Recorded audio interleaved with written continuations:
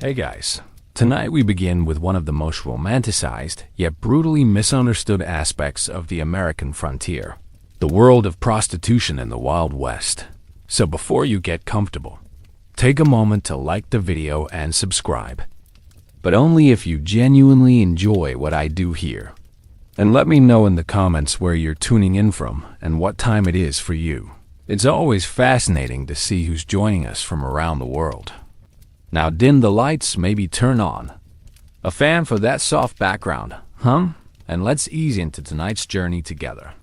Because what you think you know about saloon girls and soiled doves is probably a Hollywood fantasy that's about as far from reality as a modern spa is from a medieval plague house. Let's start with the biggest misconception about prostitution. In the Wild West, most people picture glamorous saloon girls with hearts of gold, dancing on tables, maybe catching the eye of a handsome cowboy who'll save them from their life of sin. In reality, prostitution in frontier America was a desperate survival strategy in a world where women had virtually no economic options and death lurked around every corner. This wasn't some romantic adventure story with feisty heroines and corsets. It was a brutal economic reality where women sold their bodies to avoid starvation, often dying young from disease, violence, or suicide. Think of it less like a Western movie and more like a horror story wrapped in period clothing. The average lifespan of a frontier prostitute was shockingly short, and their daily existence was a constant battle against forces that would make modern hardships seem like minor inconveniences. The mid to late 1800s American frontier wasn't some lawless paradise where rugged individualists carved out their destinies. It was a chaotic economic boom and bust cycle that chewed up human lives like a meat grinder. Mining camps, cattle towns, and railroad settlements weren't romantic outposts of freedom. They were desperately undersupplied, overwhelmingly male communities where basic necessities cost fortunes and human life was cheaper than whiskey. Men outnumbered women by ratios of 10-to-1 or even 20-to-1 in many frontier settlements, creating a desperate demand for female companionship of any kind. If you thought women had it tough in Victorian-era cities, think again. Frontier women faced all the same social restrictions with none of the safety nets.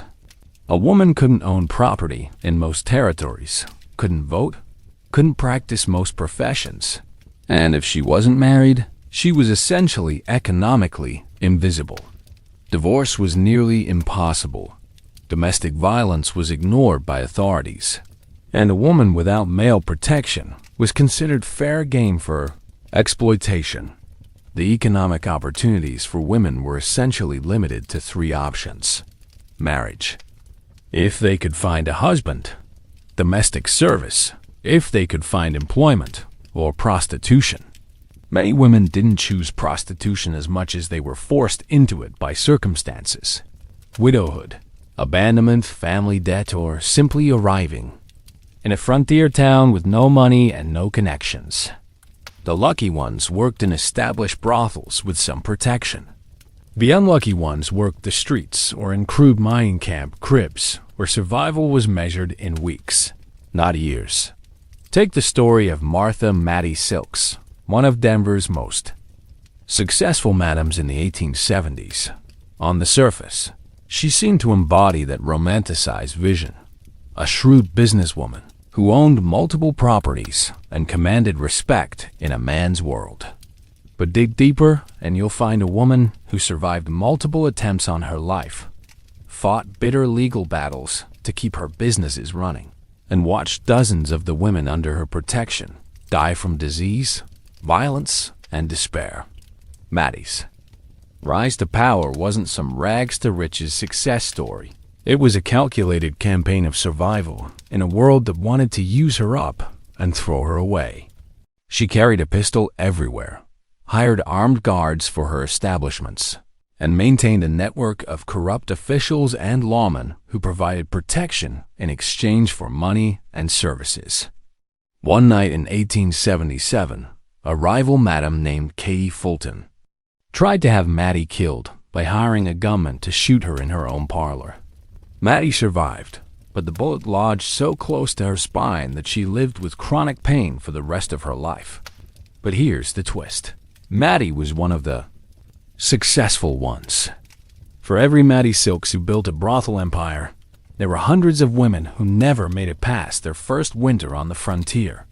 And if you think Mattie's story was dramatic, wait until you hear about the women who weren't lucky enough to have her business acumen and ruthless survival instincts. Because for most women in frontier prostitution, success wasn't measured in wealth or power. It was measured in simply staying alive long enough to see another sunrise. This wasn't just about sex work in a different era. This was about women, trapped in a system designed to consume them. The average age of death for prostitutes in frontier towns was between 23 and 27 years old.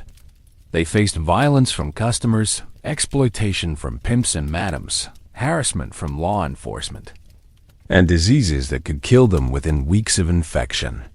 Syphilis, gonorrhea, and other sexually transmitted infections were essentially death sentences in an era before antibiotics. And pregnancy often meant death in childbirth with no medical assistance available.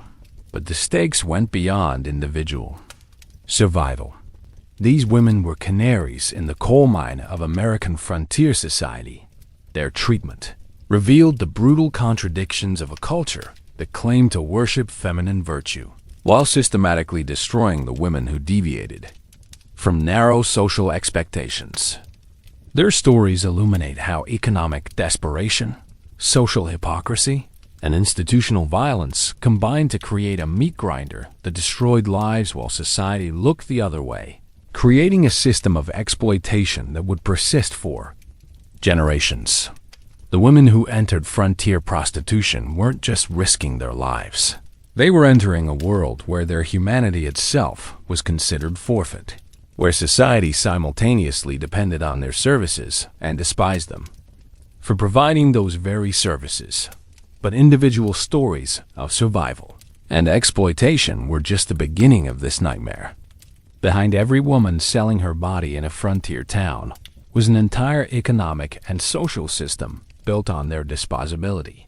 And the mechanisms of that system were far more brutal and systematically dehumanizing than most people could ever imagine or comprehend. The economic system of frontier prostitution wasn't some free market entrepreneurship where women could build independent businesses. It was a carefully structured exploitation machine designed to extract maximum profit while keeping the women themselves as disposable as possible. Unlike the romanticized notion of empowered sex workers running their own operations, the reality was a brutal hierarchy where women were systematically stripped of agency, money, and dignity at every level. The system operated on what we might recognize today as predatory debt cycles, but with added layers of violence, social ostracism, and legal vulnerability that made escape nearly impossible. A woman entering prostitution in a frontier town wasn't just selling sex. She was essentially signing an invisible contract that transferred ownership of her body, her earnings, and often her very survival to a network of pimps, madams, saloon owners, and corrupt officials who viewed her as livestock. At the top of this hierarchy sat the madams and brothel owners, who presented themselves as protectors and businesswomen, but functioned more like prison wardens with a profit motive. Below them were the pimps and procurers who controlled street-level operations. At the bottom were the women themselves, who, despite being the source of all the money flowing through the system, typically saw less than 20% of their earnings, and that's if they were lucky enough to work in an established house rather than the street. The economic model was devastatingly simple. Create artificial scarcity, manufacture dependency, and eliminate alternatives. Women were charged exorbitant rates for basic necessities like room, board, clothing, and medical care, ensuring they never accumulated enough money to leave. They were forced to buy everything through the house at marked-up prices, creating a company store system that kept them perpetually indebted. Meanwhile, they faced violence or starvation if they tried to work independently, and legal prosecution if they were caught soliciting without proper protection. This wasn't accidental. It was a deliberately engineered system of economic bondage that took advantage of women's desperation and society's willingness to look the other way. The frontier's supposed lawlessness actually created the perfect environment for this kind of systematic exploitation, because the absence of formal legal protections meant that informal power structures could operate with impunity. And those power structures were designed from the ground up to consume women's lives and labor while providing them with just enough survival resources to keep the machine running. Take the case of Chicago Joe Hensley, who ran multiple brothels in Helena, Montana during the 1870s. On paper, she looked like a successful businesswoman, but her operation was an exploitation machine in perfect detail. Joe charged her women 50 cents per day for room and board, when a laborer might make $1 per day. She marked up clothing at 300% above cost, selling dresses for $12 that cost $3 wholesale. Medical treatment cost another $1 per visit to the house doctor, often a quack providing mercury treatments that were as likely to kill as cure. The women were charged for everything: laundry, cosmetics, alcohol, even advertisements. One woman, French Marie, kept a diary documenting how she earned $37 in one busy week, only to owe Chicago Joe $42 in fees. She was literally going deeper into debt the more customers she served. Joe's cruelty went beyond financial exploitation. She employed Billy the bouncer as both security and enforcer. Billy's job wasn't just protecting women from violent customers. It was preventing them from leaving or working independently. Women who tried to quit found belongings confiscated, debts called in immediately, and themselves physically prevented from leaving. Those who attempted escape were beaten so severely they couldn't work for weeks. While their debts continued accumulating in mining camps, conditions were even more desperate. Consider the cribs of Bodie, California. Tiny wooden shacks barely large enough for a bed and wash basin. Women paid $5 per week rent for spaces that would cost 50 cents elsewhere. They had no protection from violent customers, no medical care, and no legal recourse when robbed or assaulted. One woman, Mexican Rosa, was found dead in her crib in 1879 with clear strangulation marks.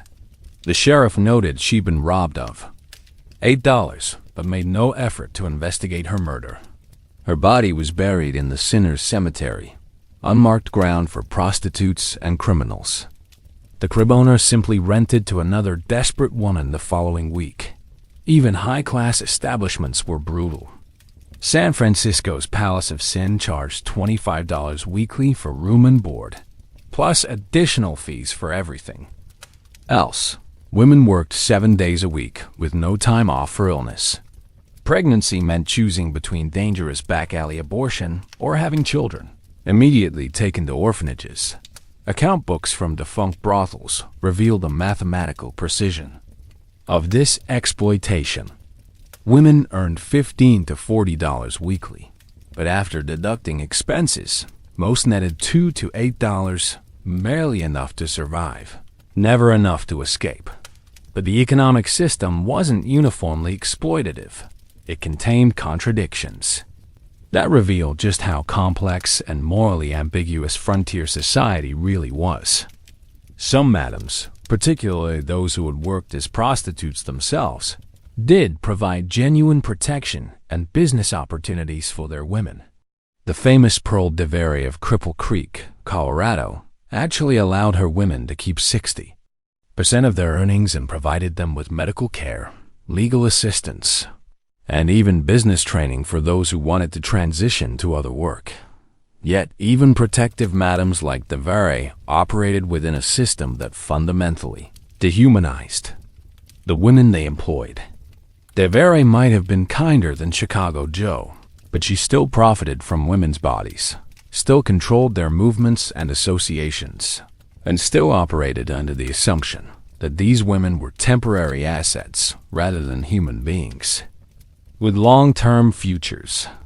The good madams weren't challenging the system. They were just managing it more humanely. The contradictions extended to the customers as well. Many frontier men formed genuine emotional attachments to specific prostitutes, sometimes even marrying them and helping them leave the profession. Others provided informal protection, financial support, or business opportunities outside of prostitution. Some mining camps actually developed informal codes of conduct that prohibited violence against prostitutes and established rough systems of dispute resolution. But these protective impulses coexisted with casual brutality and dehumanization. The same men who might defend their prostitute from assault could be utterly indifferent to violence against other women in the trade. The same communities that developed protective customs might also stage vigilante raids that drove sex workers out of town or subjected them to public humiliation and violence. The legal system reflected these contradictions perfectly. Prostitution existed in a gray area where it was technically illegal but practically tolerated, creating a situation where women could be prosecuted at any time but had no legal protections when they were victimized. Local officials might ignore brothels for months or years and suddenly conduct raids when political pressure mounted or when they needed scapegoats for other social problems. This legal ambiguity meant that women in prostitution lived in constant fear of prosecution, but also that their attackers, exploiters, and killers rarely faced consequences. A prostitute who was robbed couldn't report the crime without risking arrest herself. A woman who was raped by a customer had no legal recourse, since courts generally assumed that prostitutes couldn't be raped by definition. This legal vulnerability made them even more dependent on the very people who were exploiting them economically. The result was a system that consumed women at an alarming rate, while simultaneously creating a class of people who profited enormously from that consumption. The average career span of a frontier prostitute was between 2 and 5 years, not because they chose to retire, but because they died, became too ill to work, or suffered injuries that made them unemployable. The physical toll was devastating. Sexually transmitted diseases were endemic, and without effective treatment, they progressed from painful inconveniences to fatal systemic infections. Syphilis, in particular, caused horrific neurological damage in its final stages, leaving women insane, paralyzed, or both before finally killing them. Gonorrhea could cause blindness, infertility, and chronic pain that made basic movement agony. Violence was equally destructive. Customer violence ranged from routine roughness to outright torture and murder. Women were strangled, stabbed, beaten, and occasionally burned alive by customers who saw them as less than human. Domestic violence from pimps and madams was even more systematic, designed not just to control through fear, but to mark women as property through visible scarring and injury. The psychological consequences were perhaps most tragic of all. Many women developed what we would now recognize as severe depression, anxiety disorders, and post-traumatic stress. Suicide rates among frontier prostitutes were extraordinarily high. Some estimates suggest that as many as 1 in 4 died by their own hand rather than from disease or violence. Others turned to alcohol and drugs as coping mechanisms, which only accelerated their physical decline and made them even more vulnerable to exploitation. But the women themselves weren't passive victims. They developed survival strategies, support networks, and resistance tactics that allowed some to endure and occasionally escape. Women shared information about dangerous customers, pooled resources to help each other through illnesses, and sometimes coordinated work stoppages or other forms of collective action against particularly abusive employers. Some formed romantic partnerships with each other that provided emotional support and practical assistance in a world where traditional family structures were unavailable to them. Others developed skills, literacy, business acumen, medical knowledge that could potentially serve them in other occupations. If they ever managed to leave prostitution, the broader community's reaction was typically a mixture of dependence and disgust. Frontier towns needed the economic activity that brothels generated, and men clearly valued the services that prostitutes provided. But respectable society demanded that these same women be treated as pariahs and outcasts. This hypocrisy created a social dynamic where prostitutes were simultaneously essential and disposable, valued and despised. Because they died, became too ill to work, or suffered injuries that made them unemployable. The physical toll was devastating. Sexually transmitted diseases were endemic, and without effective treatment, they progressed from painful inconveniences to fatal systemic infections. Syphilis, in particular, caused horrific neurological damage in its final stages, leaving women insane, paralyzed, or both before finally killing them. Gonorrhea could cause blindness, infertility, and chronic pain that made basic movement agony. Violence was equally destructive. Customer violence ranged from routine roughness to outright torture and murder. Women were strangled, stabbed, beaten, and occasionally burned alive by customers who saw them as less than human. Domestic violence from pimps and madams was even more systematic, designed not just to control through fear, but to mark women as property through visible scarring and injury. The psychological consequences were perhaps most tragic of all. Many women developed what we would now recognize as severe depression, anxiety disorders, and post-traumatic stress. Suicide rates among frontier prostitutes were extraordinarily high. Some estimates suggest that as many as 1 in 4 died by their own hand rather than from disease or violence. Others turned to alcohol and drugs as coping mechanisms, which only accelerated their physical decline and made them even more vulnerable to exploitation. But the women themselves weren't passive victims. They developed survival strategies, support networks, and resistance tactics that allowed some to endure and occasionally escape. Women shared information about dangerous customers, pooled resources to help each other through illnesses, and sometimes coordinated work stoppages or other forms of collective action against particularly abusive employers. Some formed romantic partnerships with each other that provided emotional support and practical assistance in a world where traditional family structures were unavailable to them. Others developed skills, literacy, business acumen, medical knowledge that could potentially serve them in other occupations. If they ever managed to leave prostitution, the broader community's reaction was typically a mixture of dependence and disgust. Frontier towns needed the economic activity that brothels generated, and men clearly valued the services that prostitutes provided. But respectable society demanded that these same women be treated as pariahs and outcasts. This hypocrisy created a social dynamic where prostitutes were simultaneously essential and disposable, valued and despised. Meanwhile, the system's success at generating profits and maintaining control was attracting new forms of organization and exploitation. By the 1880s, what had started as individual madams running small brothels was evolving into larger, more sophisticated criminal enterprises that could move women between cities, coordinate with corrupt officials, and eliminate competition through violence and intimidation. The economic model that had developed in individual frontier towns was being scaled up and systematized, creating networks of exploitation that stretched across state lines and involved increasing numbers of investors, politicians, and law enforcement officials.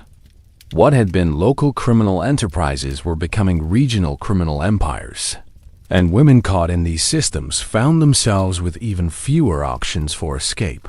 This evolution would bring new forms of violence, more sophisticated methods of control, and even more complete commodification of women's bodies and lives. The brutal local systems that had developed in places like Helena, Bodie, and Cripple Creek were becoming the foundation for something even more devastating. A truly industrial approach to sexual exploitation that would make the earlier frontier systems look almost quaint by comparison. But before we examine how these criminal networks expanded and evolved, we need to understand the other forces reshaping frontier prostitution in the 1880s and 1890s. Because, while economic exploitation was the foundation, it was violence, systematic, ritualized violence that kept the machine running and ensured women remained trapped within its gears.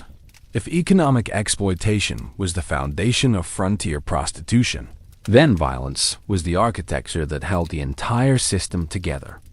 Unlike the random brutality of frontier life in general, the violence directed at prostitutes was systematic, calculated, and designed to serve specific functions within the broader machine of exploitation. This wasn't just the casual cruelty of rough men in a rough time.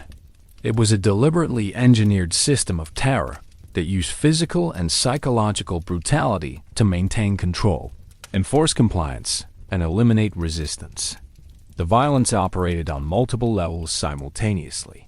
At the most basic level, it served as immediate punishment for women who violated the rules of their captivity, trying to keep money, refusing customers, or attempting to escape. But more insidiously, it functioned as a form of psychological conditioning that broke down women's sense of self-worth and agency, making them more compliant and less likely to resist future exploitation. Physical violence was just the beginning. The system employed what we might recognize today as sophisticated psychological torture techniques, isolation, humiliation, unpredictable punishment schedules, and the constant threat of escalating brutality. Women were deliberately cut off from family, friends, and any support networks that might help them escape. They were forced to adopt new names and identities that severed their connections to their previous lives. This psychological warfare was perhaps more effective than physical brutality at keeping women trapped.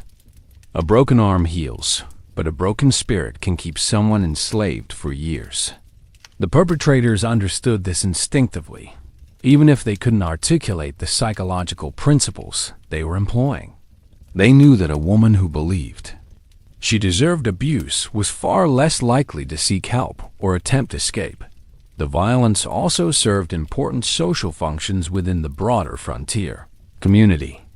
By marking prostitutes as a separate, degraded class of people who could be brutalized with impunity, it reinforced social hierarchies and gave even the lowest status men someone to look down upon. Consider the case of Josephine, Big Nose Kate Aroni, who worked the mining camps of Arizona and New Mexico during the 1870s and 1880s. Kate's story illustrates how violence was used as both punishment and control mechanism. Historical records show that Kate was beaten so severely by one madam that she couldn't work for 3 weeks, not because she had violated any rules, but because the madam wanted to demonstrate her power to other women in the brothel. Kate's diary, discovered in the 1960s, reveals the calculated nature of this violence. The madam didn't beat Kate in private. She did it in front of the other woman, making them watch while she used a leather strap to leave visible marks on Kate's back and arms. The message was clear. This could happen to any of them at any time for any reason. The unpredictability was the point. Women who never knew when violence might strike were easier to control. When Kate began keeping a small portion of her earnings hidden, the punishment escalated into a systematic campaign of brutalization designed to break her completely. She was locked in a windowless storage room for 4 days without food or water. When released, she was forced to service customers while still bearing visible injuries, sending a message to clients that violence against the women was not only acceptable but expected. In the gold camps of California, violence took on even more horrific dimensions. A woman known only as Spanish Maria was found tied to a tree outside Rough and Ready in 1851, bearing signs of torture including burns from hot pokers and cuts that spelled out obscene words across her torso.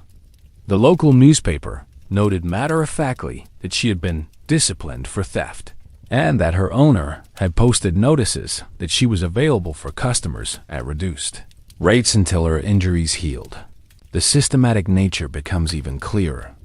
Examining the Bella Union brothel in Los Angeles during the 1860s, the establishment kept detailed records of punishments administered to their women, treating violence like any other business expense. The ledger shows entries for correction of Mary, insubordination, 15 lashes, and discipline of Sarah, attempted escape, confinement, and reduced rations for 1 week. These weren't emotional outbursts, they were calculated business decisions. Perhaps most chilling was the violence employed by customers, which was not only tolerated but actively encouraged by brothel operators. In Deadwood, South Dakota, the famous Gem Theater openly advertised that customers could sample the merchandise with complete freedom, a euphemism for the fact that violence against the women was included in the admission price. One surviving account describes a customer who paid extra to use a horsewhip on a woman named Lucy, leaving her scarred for life. The violence wasn't limited to direct physical abuse. Sexual torture was common, with women forced to endure practices designed to cause pain and humiliation rather than pleasure. Customers paid premium prices for the opportunity to inflict suffering, and brothel operators accommodated them. Women who became pregnant were sometimes subjected to brutal amateur abortions performed without anesthesia as punishment. Even more insidious was the emotional violence accompanying physical brutality. Women were forced to thank their abusers, to smile while being hurt, to pretend to enjoy their own degradation. This psychological component often caused more lasting damage than physical violence itself. A woman named Emma wrote to her sister, "They don't just hurt your body here. They steal your soul piece by piece until you forget you ever had one." Her sister, who survived in a private collection, wrote, "They don't just hurt your body here. They steal your soul piece by piece until you forget you ever had one." The violence also served as a recruitment tool for new women. Public beatings and humiliations were staged spectacles designed to intimidate women who might be considering entering prostitution voluntarily. The message was clear. Once you entered this world, your body belonged to others to do with as they pleased. This created a climate of terror that extended far beyond the women already trapped in the system. This wasn't isolated brutality. It followed clear, recognizable patterns that revealed the systematic nature of frontier prostitution violence. The violence always escalated predictably, starting with verbal abuse and threats, progressing through minor physical punishments, and culminating in severe beatings or torture. This escalation served multiple purposes. It gave women the illusion they might avoid the worst abuse by complying with smaller demands, while conditioning them to accept increasingly severe treatment as normal. The timing of violence was equally calculated. New women were subjected to immediate, severe violence to establish dominance and break their spirits before they could organize resistance or escape attempts. Women who had been in the system longer faced periodic violence designed to prevent them from becoming too comfortable or developing ideas about independence. And women who showed any signs of attempting to leave faced the most brutal violence of all, both as punishment and as a warning. To others, the pattern extended to the types of violence employed. Physical abuse always targeted areas that would be visible to other women, but could be concealed from customers when necessary. Psychological abuse followed scripts that attacked women's sense of self-worth and connection to their pre-prostitution identities. Sexual violence was designed to blur the lines between work and assault. making women unsure of what they could legitimately refuse or resist. These patterns weren't coincidental. They were learned behaviors passed down from experienced operators to newcomers in the business. Madams trained their enforcers in effective techniques for controlling women. Experienced prostitutes were sometimes forced to participate in the abuse of newer women, both as a way of implicating them in the system and preventing them from forming alliances with potential escape partners. The violence also followed economic patterns. It increased during economic downturns when competition for customers was fierce, and decreased slightly during boom times when profits were high and stability was more valuable than dominance displays. This economic calculation reveals how thoroughly the violence was integrated into the business model of frontier prostitution. The most disturbing pattern was how violence became normalized, not just within the prostitution system, but in the broader community. Newspapers reported brutal attacks on prostitutes in the same matter-of-fact tone they used for livestock prices. Community leaders who would have been outraged by violence against respectable women ignored or even encouraged violence against prostitutes. This normalization created a feedback loop that made the violence increasingly severe and systematic over time. The effects of this systematic violence rippled far beyond the immediate victims, shaping frontier society in ways that persisted long after the boomtowns went bust. Most immediately, the violence created a climate of absolute terror that made escape from prostitution nearly impossible. Women who might have had the resources or connections to leave were paralyzed by fear of the consequences if they were caught attempting to escape. The physical consequences were devastating and permanent. Medical records from frontier towns show extraordinarily high rates of serious injuries among prostitutes' broken bones that healed improperly, scars from burns and cuts, and internal injuries from sexual violence that caused chronic pain and disability. Many women were literally crippled by the violence they endured, making it impossible for them to find other work even if they managed to escape the system. The psychological impact was even more profound. Women developed what we would now recognize as complex post-traumatic stress disorder, characterized by hypervigilance, emotional numbing, and dissociation from their own bodies and experiences. Many became unable to form healthy relationships or trust other people, even years after escaping prostitution.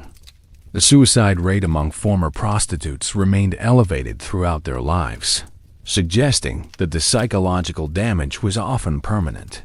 But the violence also had broader social effects that shaped frontier communities in lasting ways.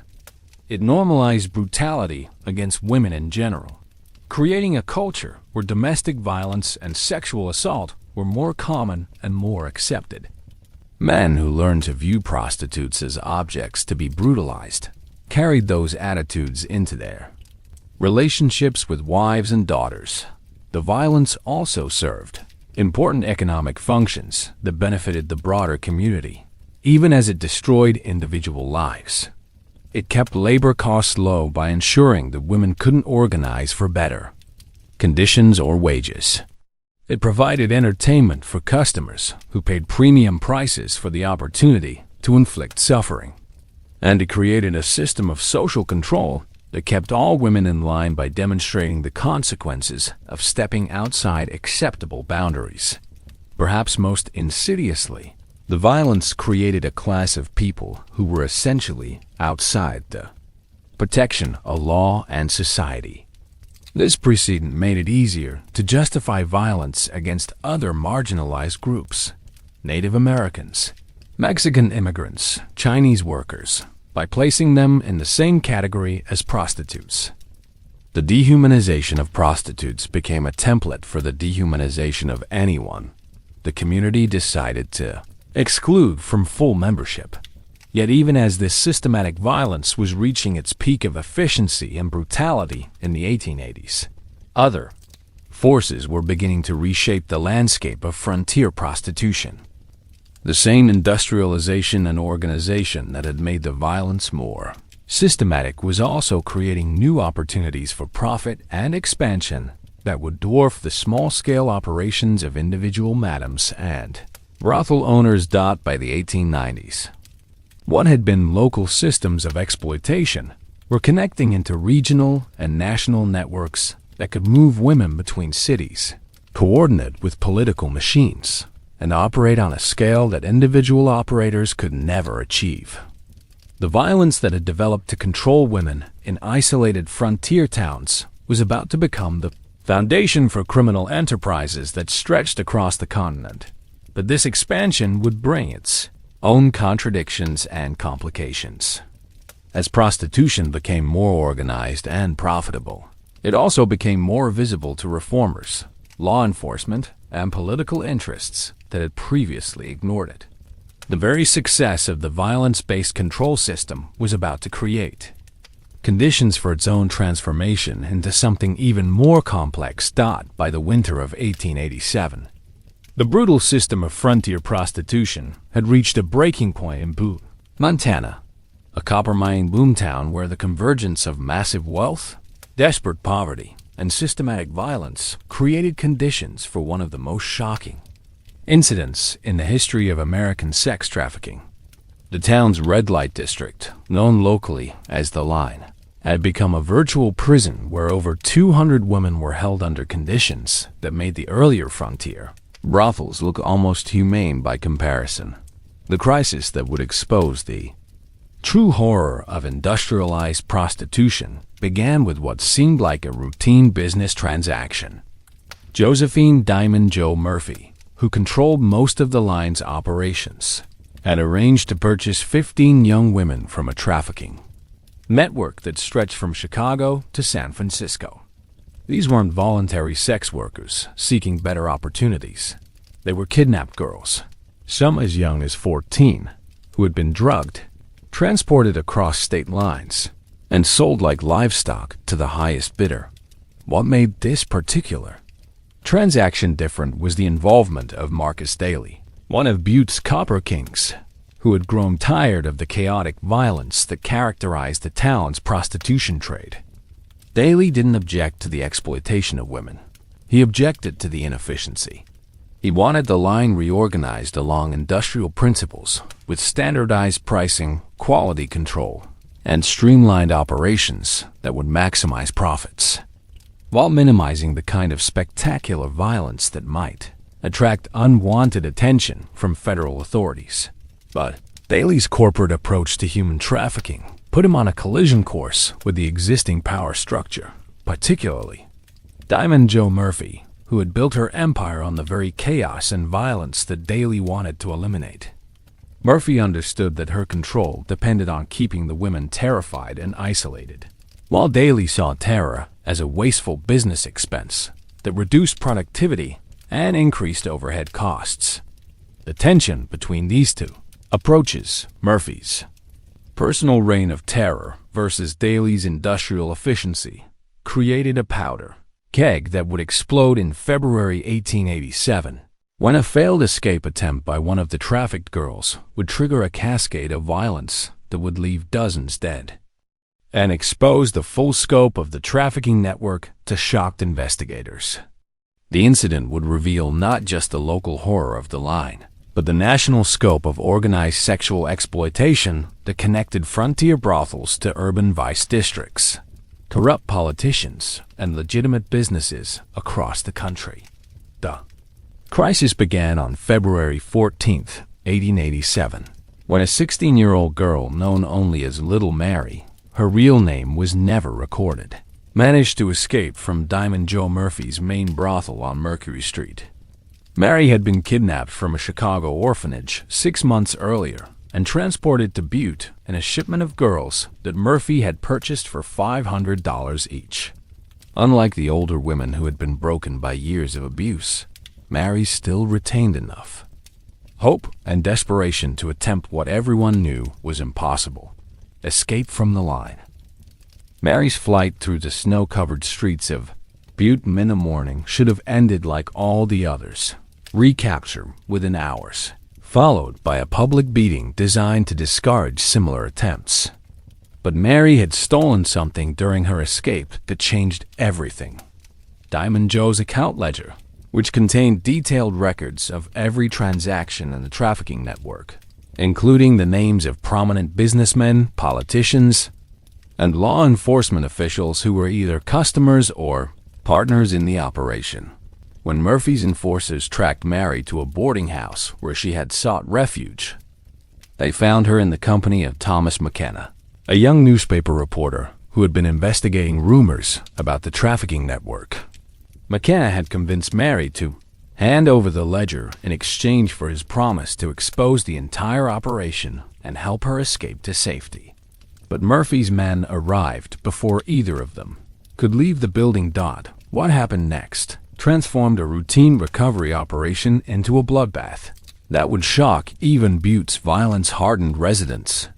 Murphy's lead enforcer, a man known as Black Jack Morrison, decided that both Mary and McKenna had to be silenced permanently. But instead of handling the killings quietly, Morrison chose to make a public spectacle that would demonstrate Murphy's power and discourage future interference with her operations. Morrison dragged Mary and McKenna into the street and announced to the gathering crowd that they were going to witness what happened to anyone who crossed Diamond Joe Murphy. He tied Mary to a lamppost and began beating her with a leather strap while forcing McKenna to watch. The crowd, initially drawn by curiosity, began to grow uncomfortable as Morrison's violence escalated beyond even Butte's brutal standards. The turning point came when Morrison, apparently drunk on his own power, announced that he was going to burn Mary alive as the ultimate demonstration of Murphy's authority. He doused her with kerosene and lit a match, but the sight of a teenage girl engulfed in flames finally broke the crowd's passive acceptance of routine violence. Someone shouted, "Stop!" And within moments, the crowd surged forward, overwhelming Morrison and his men. But the violence was far from over. Murphy, watching from her brothel window, realized that the situation was spiraling out of control. She sent word to Marcus Daly, demanding that he use his influence with local law enforcement to restore order and cover up the incident. Daly, however, saw an opportunity to eliminate his rival and consolidate control over the line's operations. Instead of helping Murphy, he secretly encouraged Sheriff James McMahon to conduct a full investigation of the incident. When McMahon's deputies arrived at the line to question Murphy, they found her barricaded in her brothel with armed guards and a dozen terrified women held as human shields. Murphy had decided that if she was going down, she would take as many people with her as possible. What followed was a 12-hour siege that would expose the full horror of the line's operations to the outside world. During the standoff, several women managed to escape from the brothel and reach the sheriff's deputies. Their testimony revealed conditions that shocked even experienced lawmen. Women chained to beds, systematic torture, forced drug addiction, and a system of punishments that included mutilation and murder. One woman, Sarah Mitchell, showed deputies scars from repeated brandings with Murphy's initials. Another, Elena Santos, revealed that she had been forced to participate in the murders of 3 women who had tried to escape. The siege ended when Murphy, realizing that capture was inevitable, attempted to burn down the brothel with everyone inside. She doused the building with kerosene and set it ablaze. But the sheriff's deputies managed to break down the doors and rescue most of the women before the fire spread. Murphy herself was found dead in her office, apparently having shot herself rather than face trial and the exposure of her network. The fire that consumed Murphy's brothel spread to 3 adjacent buildings, creating a spectacle that drew hundreds of onlookers and newspaper reporters from across the region. As the flames lit up the night sky, they illuminated something the Butte's residents had tried to ignore: the true scope of the industrial-scale human trafficking operation that had been running in their midst. The rescued women's testimonies combined with the evidence found in Murphy's ledger, would reveal a network of corruption and exploitation that reached from local law enforcement to the highest levels of territorial government. The immediate response was a mixture of shock, denial, and desperate attempts at damage control.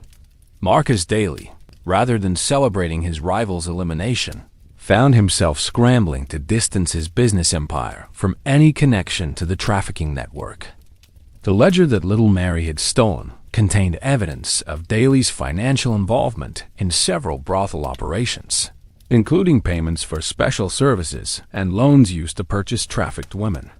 Local newspapers initially tried to downplay the incident, describing it as a disturbance in the Tenderloin district rather than the systematic exposure of a human trafficking network.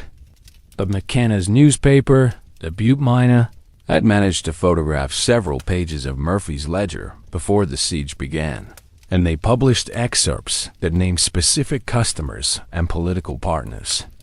The revelations forced other newspapers to cover the story more thoroughly, and within days, the incident had attracted national attention. Sheriff McMahon found himself in an impossible position. The evidence clearly showed that several of his own deputies had been taking payments from Murphy's organization, and the territorial governor was demanding both a thorough investigation and a complete cover-up. Contradictory instructions that reflected the political chaos the incident had created. McMahon chose to conduct a limited investigation that would satisfy public demands for justice while protecting the most powerful individuals implicated in the network. The rescued women faced a cruel irony. Having survived the horrors of the line, they now found themselves treated as criminals by the legal system that had failed to protect them. Most were arrested on charges of prostitution and vagrancy, while their testimony about the trafficking network was dismissed as the unreliable. Statements of fallen women. Only 3 women were willing to testify in court, and their credibility was systematically destroyed by defense attorneys, who portrayed them as willing participants in prostitution, who were now seeking revenge against their former employers. The broader community's reaction revealed the deep contradictions in frontier attitudes toward prostitution and women's rights. Many residents expressed genuine horror at the conditions revealed in Murphy's brothel, but they simultaneously argued that the women themselves were partly to blame for their situation. This cognitive dissonance allowed the community to condemn the worst excesses of the system while continuing to tolerate the underlying structure of exploitation that made such abuses inevitable. The Butte incident wasn't just a local scandal. It was a window into the industrialization of sexual exploitation, transforming prostitution across the American West. Murphy's operation represented the evolution from individual brothels to coordinated criminal enterprises that could operate across state lines and coordinate with corrupt officials at multiple government levels. The trafficking network that Murphy's ledger revealed stretched from Chicago to San Francisco, with connections to similar operations in Denver, Kansas City, and New Orleans. This wasn't the chaotic, individual exploitation of earlier frontier prostitution. It was systematic business that treated women as commodities to be bought, transported, and consumed according to market demand. Most disturbing was evidence of how thoroughly the trafficking network had infiltrated legitimate business and political structures.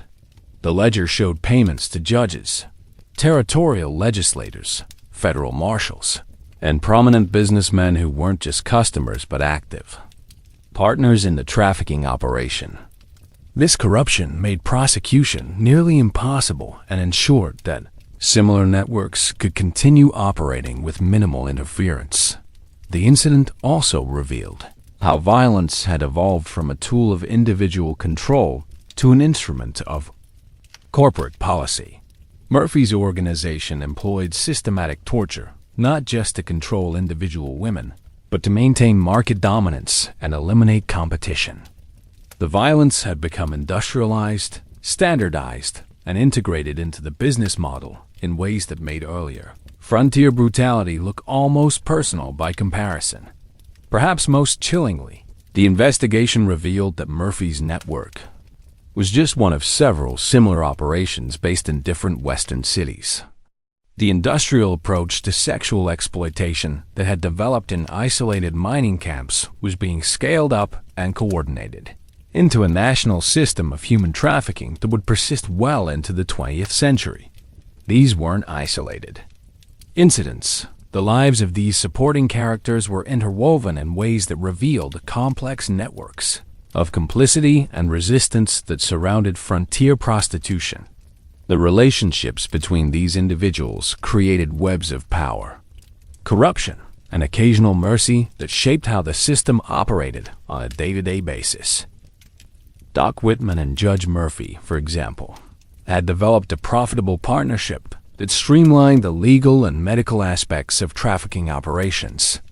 When women were arrested for prostitution, Murphy would order medical examinations to determine their mental fitness, examinations always conducted by Whitman, who invariably found that the women were mentally deficient and therefore legally incompetent to make decisions about their own lives.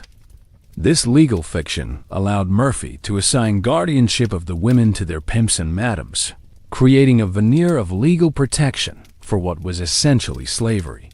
Whitman received $50 for each examination, while Murphy collected fees and political support from brothel operators who appreciated his cooperative attitude.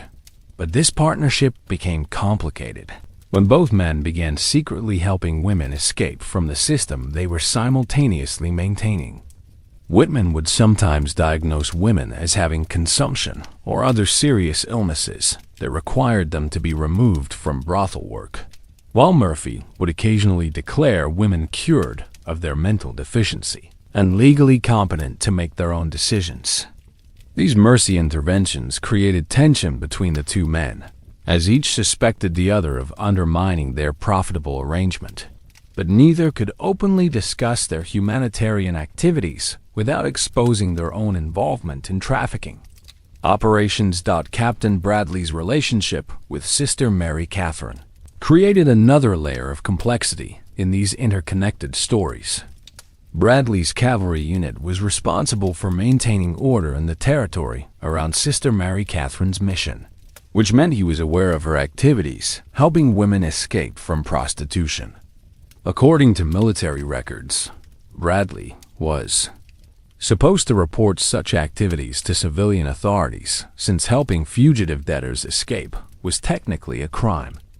Instead, Bradley chose to ignore Sister Mary Catherine's work, and he occasionally provided unofficial protection for women traveling to her mission.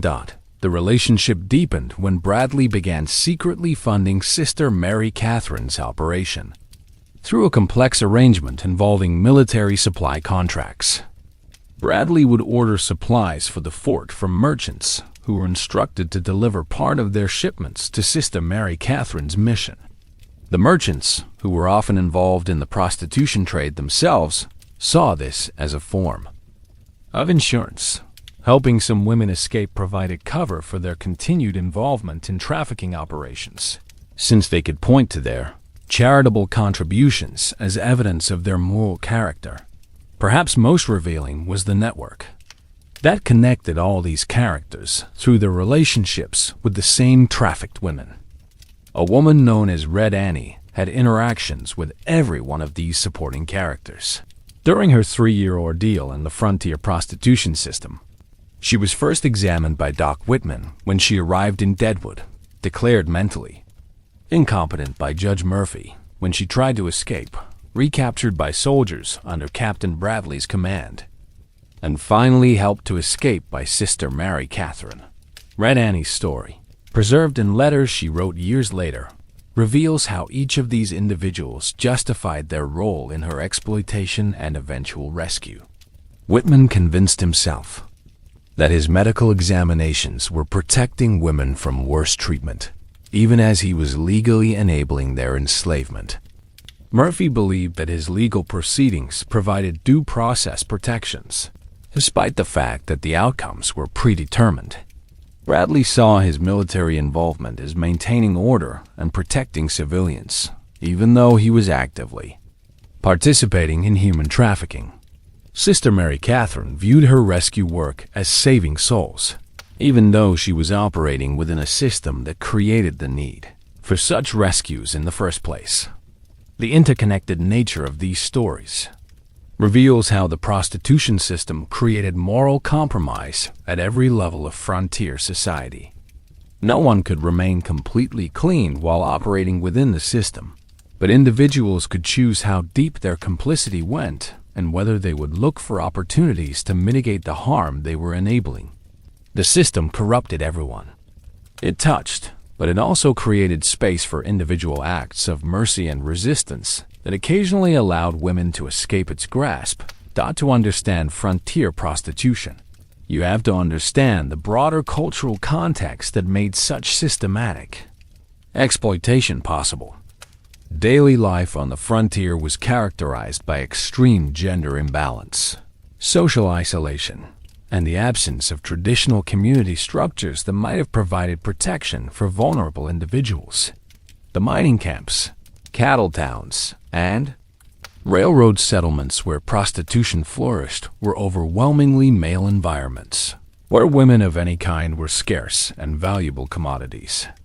This scarcity created a market dynamic that encouraged the treatment of women as economic resources rather than human beings with rights and agency. The frontiers celebrated individualism, which supposedly allowed people to reinvent themselves and escape the constraints of traditional society, actually created conditions where exploitation could flourish without the social oversight that might have limited it in more established communities. Religious and moral frameworks that might have opposed systematic sexual exploitation were either absent or compromised by economic interests. The frontier's transient population meant that few people had long-term stakes in the moral character of their communities, making it easier to tolerate practices that might have been unacceptable in more stable societies. The constant threat of violence and economic uncertainty created a survival mentality that prioritized immediate needs over moral considerations. Perhaps most importantly, the frontier's legal vacuum meant that formal protections for women were minimal or non-existent. Territorial governments were more concerned with maintaining order and promoting economic development than with protecting individual rights, especially the rights of women who were already marginalized by their involvement in prostitution. This legal environment allowed the systematic exploitation of women to operate with minimal interference from authorities, who were often financially benefiting from the very systems they were supposed to regulate. Perhaps most ironic was how the frontiers' promise of freedom and opportunity became the foundation for some of the most systematic forms of human bondage in American history. The same economic and social conditions that allowed some individuals to escape traditional constraints and build new lives also created opportunities for unprecedented exploitation of vulnerable people, particularly women and girls who lacked social protection. The contradictions extended to every aspect of frontier prostitution. Towns that prided themselves on their rough and ready independence relied on trafficking networks that connected them to urban criminal organizations. Communities that celebrated individual freedom systematically destroyed the agency and autonomy of the women who provided sexual services. Men who saw themselves as rugged individualists participated in collective systems of exploitation that treated women as interchangeable commodities. Religious leaders preached about moral purity while ignoring or actively enabling the sexual exploitation happening in their communities. Law enforcement officials who were supposed to protect the innocent instead protected the profits of those who exploited the innocent. Medical professionals who had sworn to do no harm participated in systems designed to cause maximum psychological and physical damage to vulnerable women. The most bitter irony was how the frontier's supposed rejection of traditional social hierarchies created new forms of systematic oppression that were often more brutal than anything that had existed in the settled regions the pioneers had left behind. The Wild West celebration of freedom masked the reality that this freedom was reserved for a privileged few, while others, particularly women caught in the prostitution system, experienced forms of bondage that made traditional social constraints look benevolent by comparison. Everything changed when the Great Northern Railway reached Spokane Falls in 1889, bringing with it something that would fundamentally alter the landscape of frontier prostitution: reliable communication with the outside world and the unwelcome attention of federal authorities, who suddenly had the means to investigate what had previously been isolated local scandals. The railroad didn't just connect western towns to eastern markets. It connected them to eastern moral reformers, journalists, and politicians who were increasingly concerned about reports of systematic human trafficking in the territories. The turning point wasn't a single dramatic moment, but rather a cascade of interconnected events that began to undermine the foundations of the frontier prostitution system. The first crack appeared when the Women's Christian Temperance Union, emboldened by their success in promoting prohibition, began organizing what they called purity campaigns designed to expose and eliminate commercial vice in Western territories. These weren't the isolated efforts of local do-gooders. They were coordinated, national campaigns backed by significant financial resources and political influence. Francis Willard, the national president of the WCTU, had identified frontier prostitution as a key target for moral reform. But her approach was fundamentally different from the ineffective local efforts that had preceded it. Instead of focusing on individual moral failings or trying to save individual women, Willard's organization targeted the economic and political structures that made systematic exploitation possible.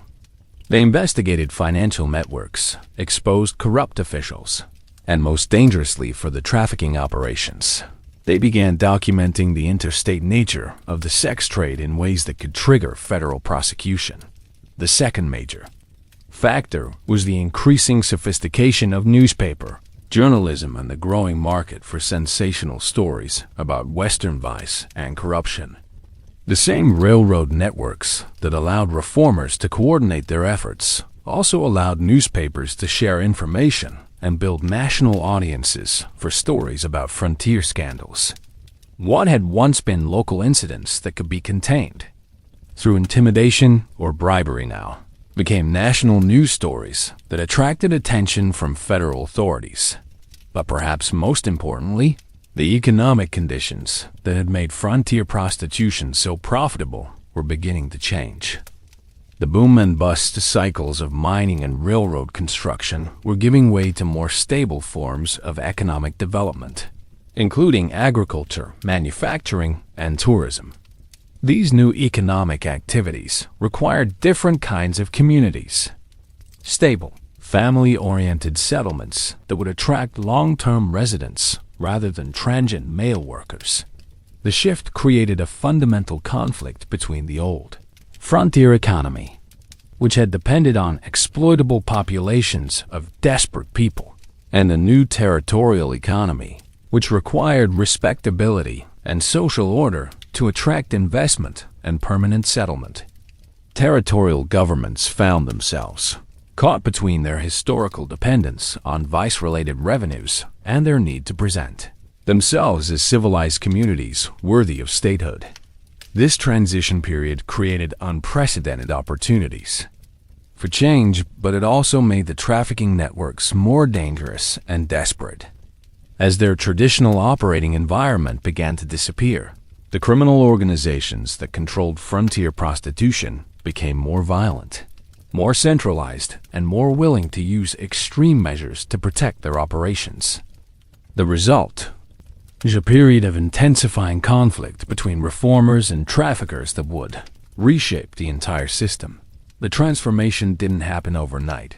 It unfolded through a series of battles, negotiations, and compromises that revealed just how deeply embedded the prostitution system had become in frontier society.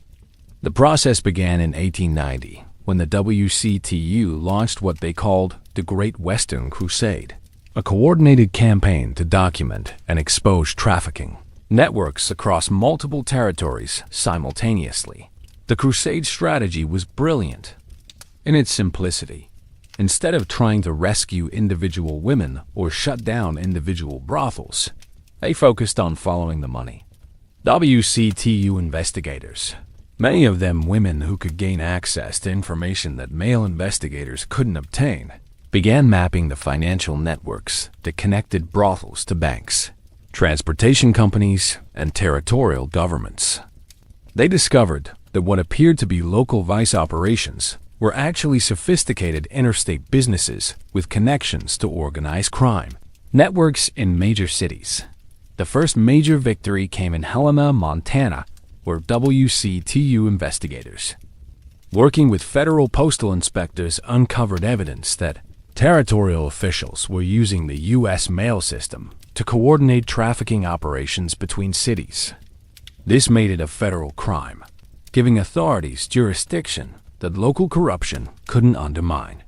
The resulting trials, which began in 1891, exposed the full scope of official corruption and led to the resignation of the territorial governor and the prosecution of dozens of local officials. But the criminal networks fought back with unprecedented violence.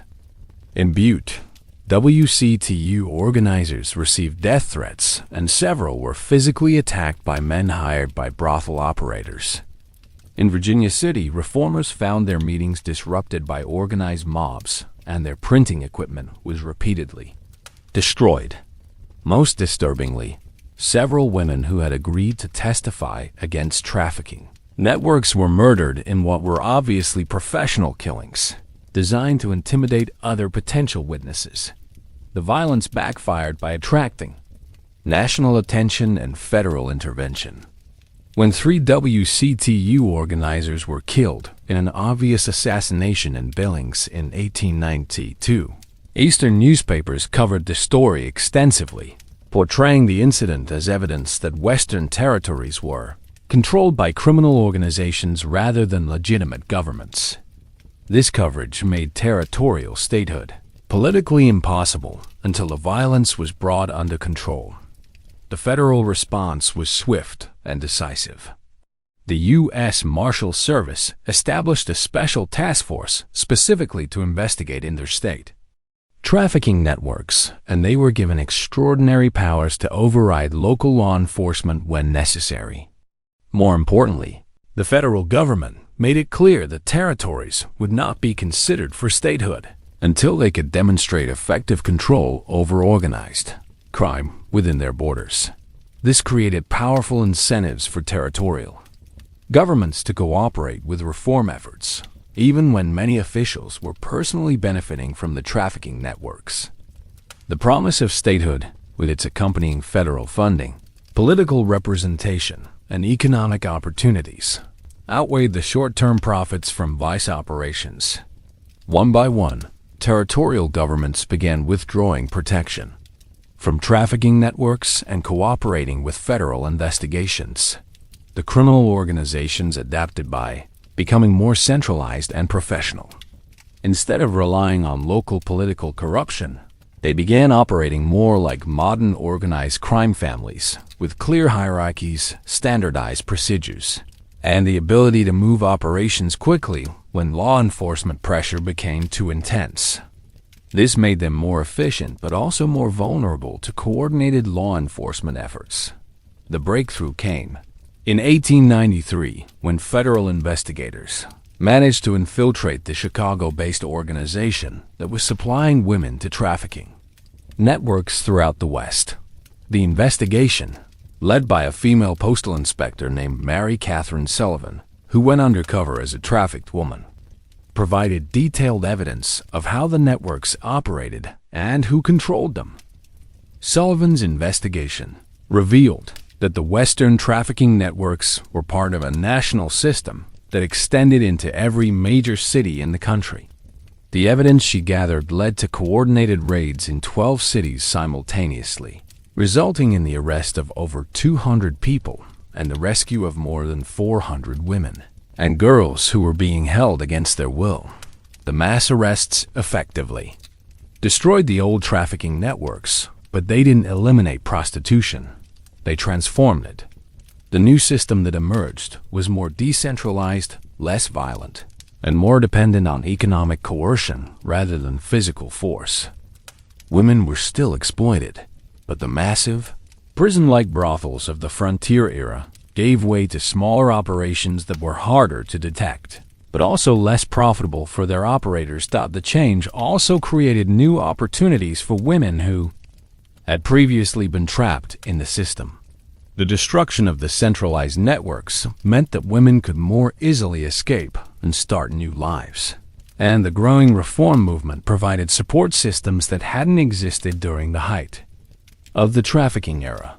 The new system that emerged from this transformation was fundamentally different from what had come before. Instead of the massive centralized operations that had characterized frontier prostitution, the post-1893 landscape was dominated by smaller, more discreet establishments that operated with at least the pretense of voluntary participation by the women involved. The most visible change was the emergence of what were euphemistically called boarding houses or massage parlors, smaller operations that served local clientele rather than the transient populations that had supported the old system. These establishments still involved the exploitation of women, but the exploitation was more economic than physical, relying on debt bondage and limited opportunities rather than direct violence and imprisonment. Legal prostitution also emerged. In some areas, with territorial and early state governments establishing regulated red light districts where prostitution was officially tolerated under strict controls. These regulated districts, like the famous Barbary Coast in San Francisco, represented an attempt to manage rather than eliminate commercial sex work, acknowledging its continued existence while trying to limit its social impact. The women themselves had more options in the new system, though those options were still severely limited. Some could work independently or in small groups, keeping a larger share of their earnings and having more control over their working conditions. Others found opportunities in related but less stigmatized work, such as dance halls, variety theaters, or legitimate boarding houses. But the new system also created new forms of exploitation.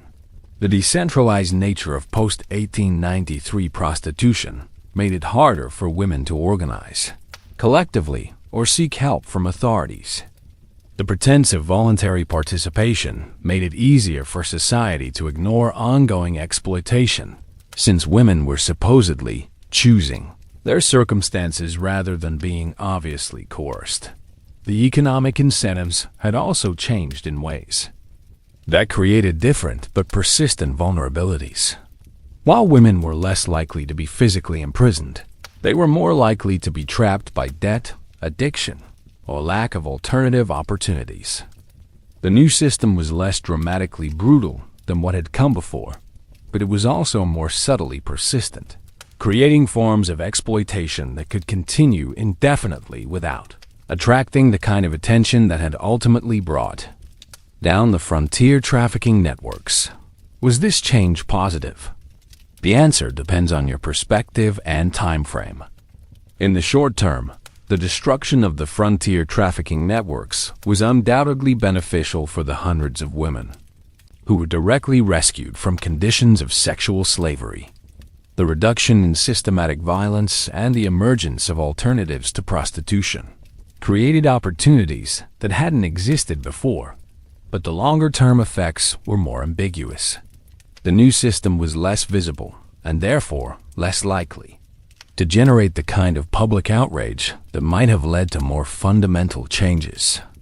The shift from obvious coercion to economic desperation made it easier for society to ignore ongoing exploitation, since women appeared to be making choices rather than being obviously victimized. The reform movement itself contained contradictions. That limited its effectiveness.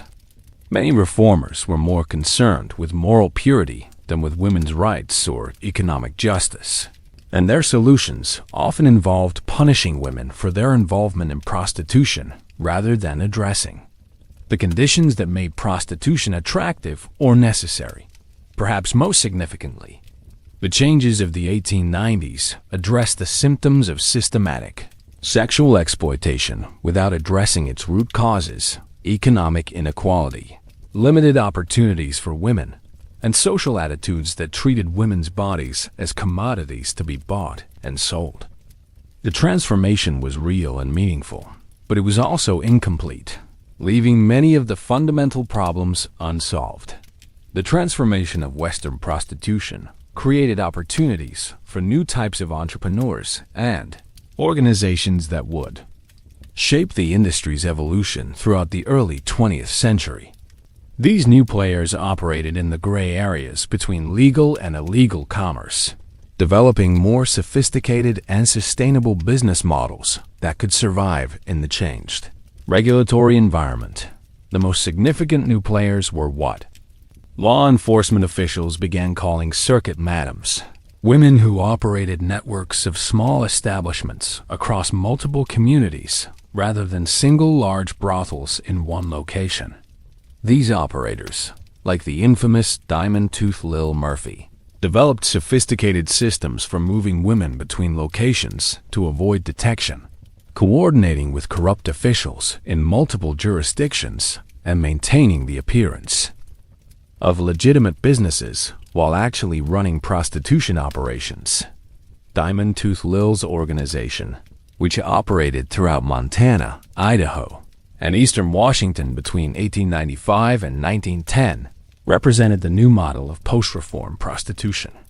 Instead of the brutal control methods that had characterized frontier brothels, Lil's operation relied on economic incentives and professional dot in the years following the great reform campaigns of the 1890s.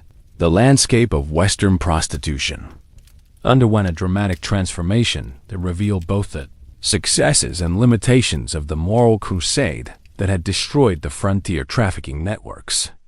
The immediate aftermath was chaotic, as hundreds of women who had been liberated from systematic sexual slavery found themselves in a society that offered them few alternatives and often treated them as criminals rather than victims. The most visible change was the rapid decline of the massive brothel complexes that had dominated frontier towns. The notorious cribs of mining camps, the elaborate parlor houses of railroad towns, and the industrial-scale operations like Butte's Line either disappeared entirely or shrank to a fraction of their former size. By 1895, most Western communities could claim to have eliminated the most obvious forms of commercialized vice, and territorial governments pointed to this transformation as evidence of their readiness for statehood. But the elimination of large-scale operations didn't eliminate prostitution. It scattered and transformed it in ways that created new challenges for both law enforcement and social reformers. Women who had previously worked in established brothels now operated independently or in small groups, often moving frequently between communities to avoid detection. This decentralization made prostitution less visible, but also made it harder for women to access whatever limited protections had existed within the old brothel system. The economic disruption was severe and long-lasting. Entire communities that had depended on vice-related revenues found themselves struggling to maintain basic services and infrastructure. Virginia City, Nevada, saw its population decline by more than 60% between 1890 and 1900 as the combination of mining depletion and vice elimination eliminated the economic foundations that had supported the town. Many former madams and brothel operators attempted to transition to legitimate businesses with mixed results. Some invested their accumulated wealth in hotels, restaurants, and retail establishments, becoming respected members of their communities who carefully concealed their previous involvement in prostitution. Others found that their reputations made legitimate business impossible, and they either left the region entirely or continued operating illegal establishments on a smaller scale. The women themselves faced the most difficult transitions. Those who had been trafficked and enslaved often lacked basic literacy, job skills, or social connections that would allow them to support themselves independently.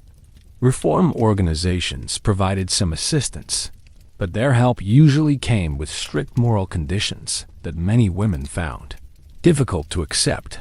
Some women found opportunities in the growing entertainment industry, working as dancers, singers, or actresses in variety theaters and dance halls that served as more respectable alternatives to brothels.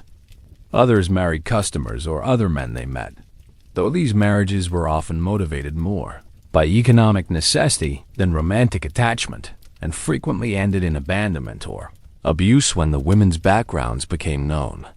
The transformation of Western prostitution created opportunities for new types of entrepreneurs and organizations that would shape the industry's evolution throughout the early 20th century. These new players operated in the gray areas between legal and illegal commerce, developing more sophisticated and sustainable business models that could survive in the changed regulatory environment. The most significant new players were what law enforcement officials began calling circuit madams, women who operated networks of small establishments across multiple communities rather than single large brothels in one location.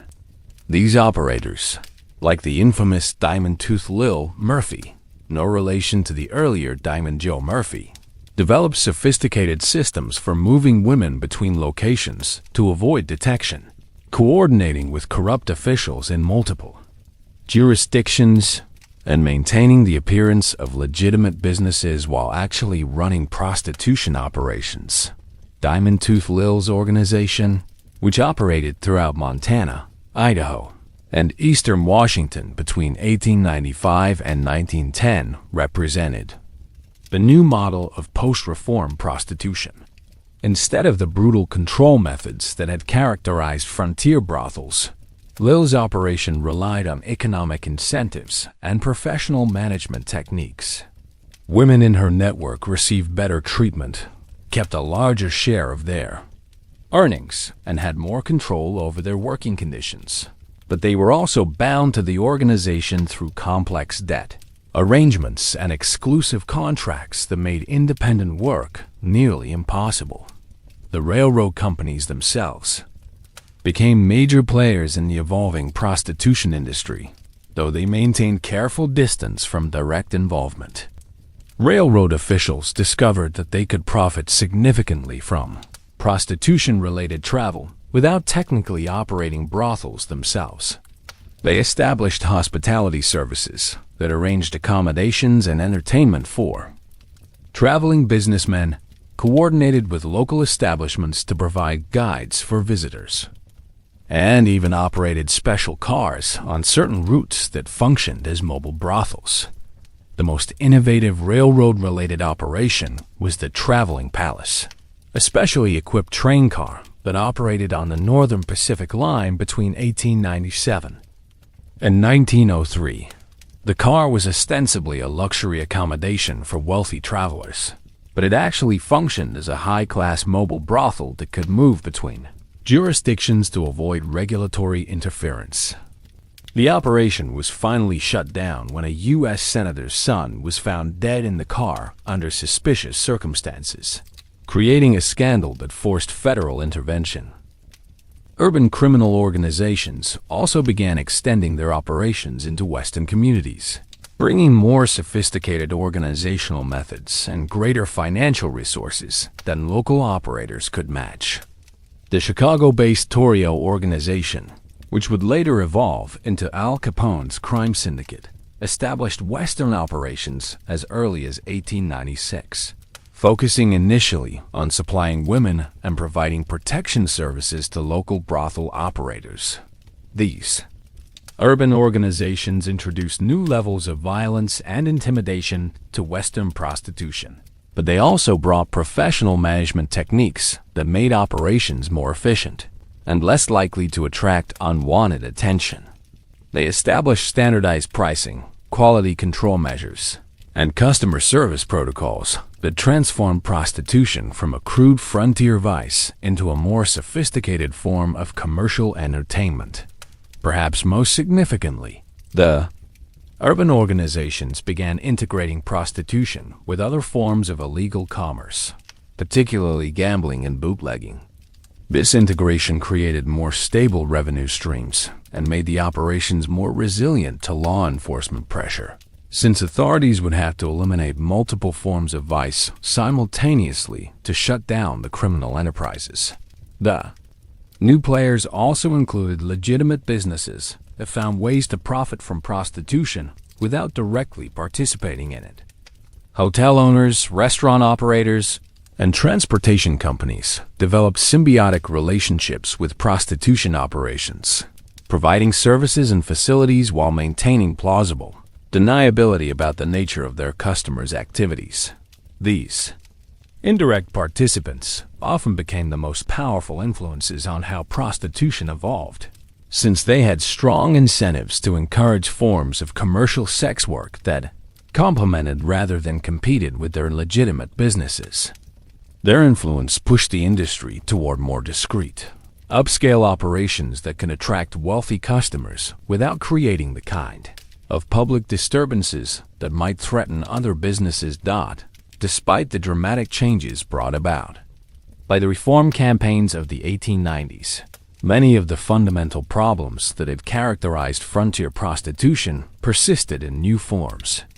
The elimination of large-scale trafficking networks and the most brutal forms of systematic violence had undoubtedly improved conditions for many women. But the underlying economic and social forces that drove women into prostitution remained largely unchanged. Economic desperation continued to be the primary factor forcing women into sex work. The Western territories' transition from boom and bust extractive industries to more stable forms of economic development had eliminated some of the extreme economic volatility that had characterized the frontier period, but it had also eliminated many of the relatively high-paying jobs that had allowed some women to support themselves independently. The new agricultural and manufacturing economies offered fewer opportunities for women to earn living wages, making prostitution an attractive or necessary option for many. The legal system's treatment of women in prostitution remained fundamentally unchanged, despite the reform campaign's success in eliminating the most obvious forms of corruption. Women continued to be arrested and prosecuted for prostitution while their customers faced no legal consequences, and the criminal justice system continued to treat prostitutes as criminals rather than as victims of economic or social circumstances. More troublingly, the decentralization of prostitution operations made it much harder to identify and assist women who were being coerced or exploited. The massive brothels of the frontier era had been impossible to ignore, making it relatively easy for reformers and law enforcement officials to locate women who needed help.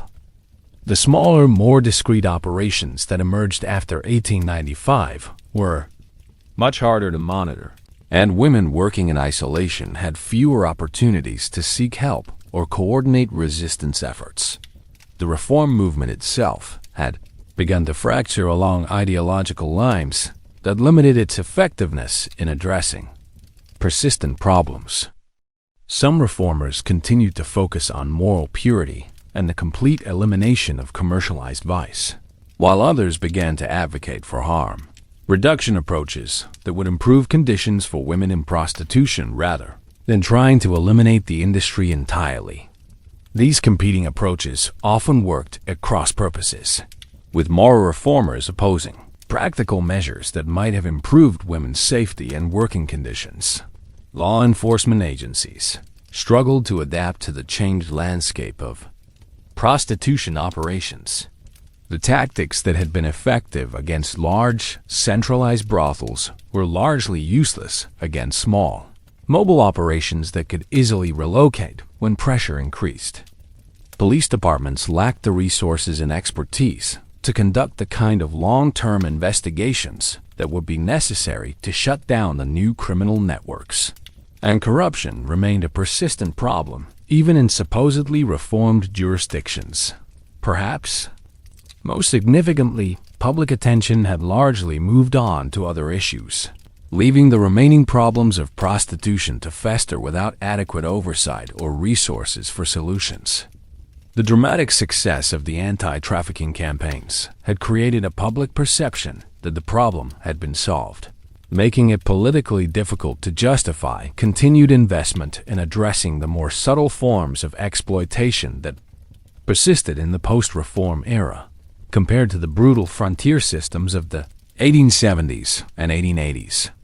The Western prostitution industry of the early 1900s represented significant progress in terms of reducing the most extreme forms of violence and exploitation. Women had more options, more mobility, and more control over their working conditions than had been possible during the height of the trafficking era. The systematic torture, imprisonment, and murder that had characterized frontier brothels had largely disappeared, replaced by more subtle forms of economic coercion that, while still exploitative, were far less physically destructive. However, when compared to other regions of the country or to international standards, the Western United States continued to lag behind in developing comprehensive approaches to addressing the social and economic factors that drove women into prostitution. European countries had begun experimenting with regulated prostitution systems that provided better legal protections and social services for sex workers, while some Eastern American cities had developed more sophisticated law enforcement approaches that focused on reducing harm rather than simply criminalizing the women involved. The Western approach remained fundamentally punitive and moralistic, treating prostitution as a personal moral failing rather than as a symptom of broader social and economic problems. This approach was less effective than harm reduction strategies being developed elsewhere, and it contributed to the persistence of many of the same problems that had characterized the frontier era, albeit in less extreme forms. What was unique about the Western experience was the speed and completeness of the transition from systematic trafficking to decentralized operations. This rapid transformation created both opportunities and challenges that were largely absent in regions where prostitution had evolved more gradually. The opportunities included the possibility of breaking completely with the brutal practices of the past, while the challenges included the difficulty of developing appropriate regulatory and support systems for the new forms of commercialized sex work that emerged by the early 1910s. Signs pointed to the inevitable end of the frontier prostitution era, as it had existed for nearly half a century. The warning signs were everywhere for those who knew how to read them, but many of the key players in the remaining criminal networks either couldn't see what was coming or refused to acknowledge that their world was disappearing beneath their feet. The most obvious indicator was the dramatic shift in public attitudes toward commercial vice, driven by the progressive era's emphasis on social reform and moral improvement. What had once been tolerated as a necessary evil in rough frontier communities was increasingly viewed as an intolerable social problem that required decisive government action. The Women's Christian Temperance Union, which had successfully campaigned for prohibition, turned its full attention to eliminating prostitution, bringing the same organizational skills and political influence that had made alcohol illegal in many states. The federal government's approach to territorial management had also fundamentally changed.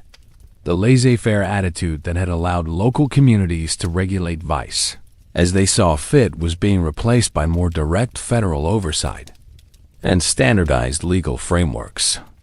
The Mann Act of 1910, which made it a federal crime to transport women across state lines for immoral purposes, gave federal authorities unprecedented power to prosecute prostitution-related activities that had previously been handled by corrupt or incompetent local officials. More subtly, but perhaps more importantly, the economic foundations that had supported frontier prostitution were crumbling. The boom and bust cycles of mining and railroad construction that had created large populations of transient male workers were giving way to more stable forms of economic development. Agriculture, manufacturing, and service industries required permanent communities with families, schools, and churches, social institutions that were fundamentally incompatible with large-scale commercial vice operations. The remaining criminal organizations could see these changes happening, but they misunderstood their significance. Many operators believed they could adapt by becoming more discreet and professional, not realizing that the entire social and economic ecosystem that had sustained their industry was disappearing. Diamond Tooth Lil Murphy, one of the most successful post-reform operators, continued expanding her network of small brothels as late as 1912, apparently believing that the demand for commercial sex would always exist regardless of changing social attitudes. Dr. Samuel Richardson, a federal health inspector who had studied prostitution in Western communities since the 1890s, wrote in his 1913 report that the conditions which made systematic commercial vice profitable and sustainable in frontier communities no longer exist. The question is not whether this form of organized vice will disappear, but how quickly and completely the transformation will occur. The key players who understood what was happening began making preparations for the end.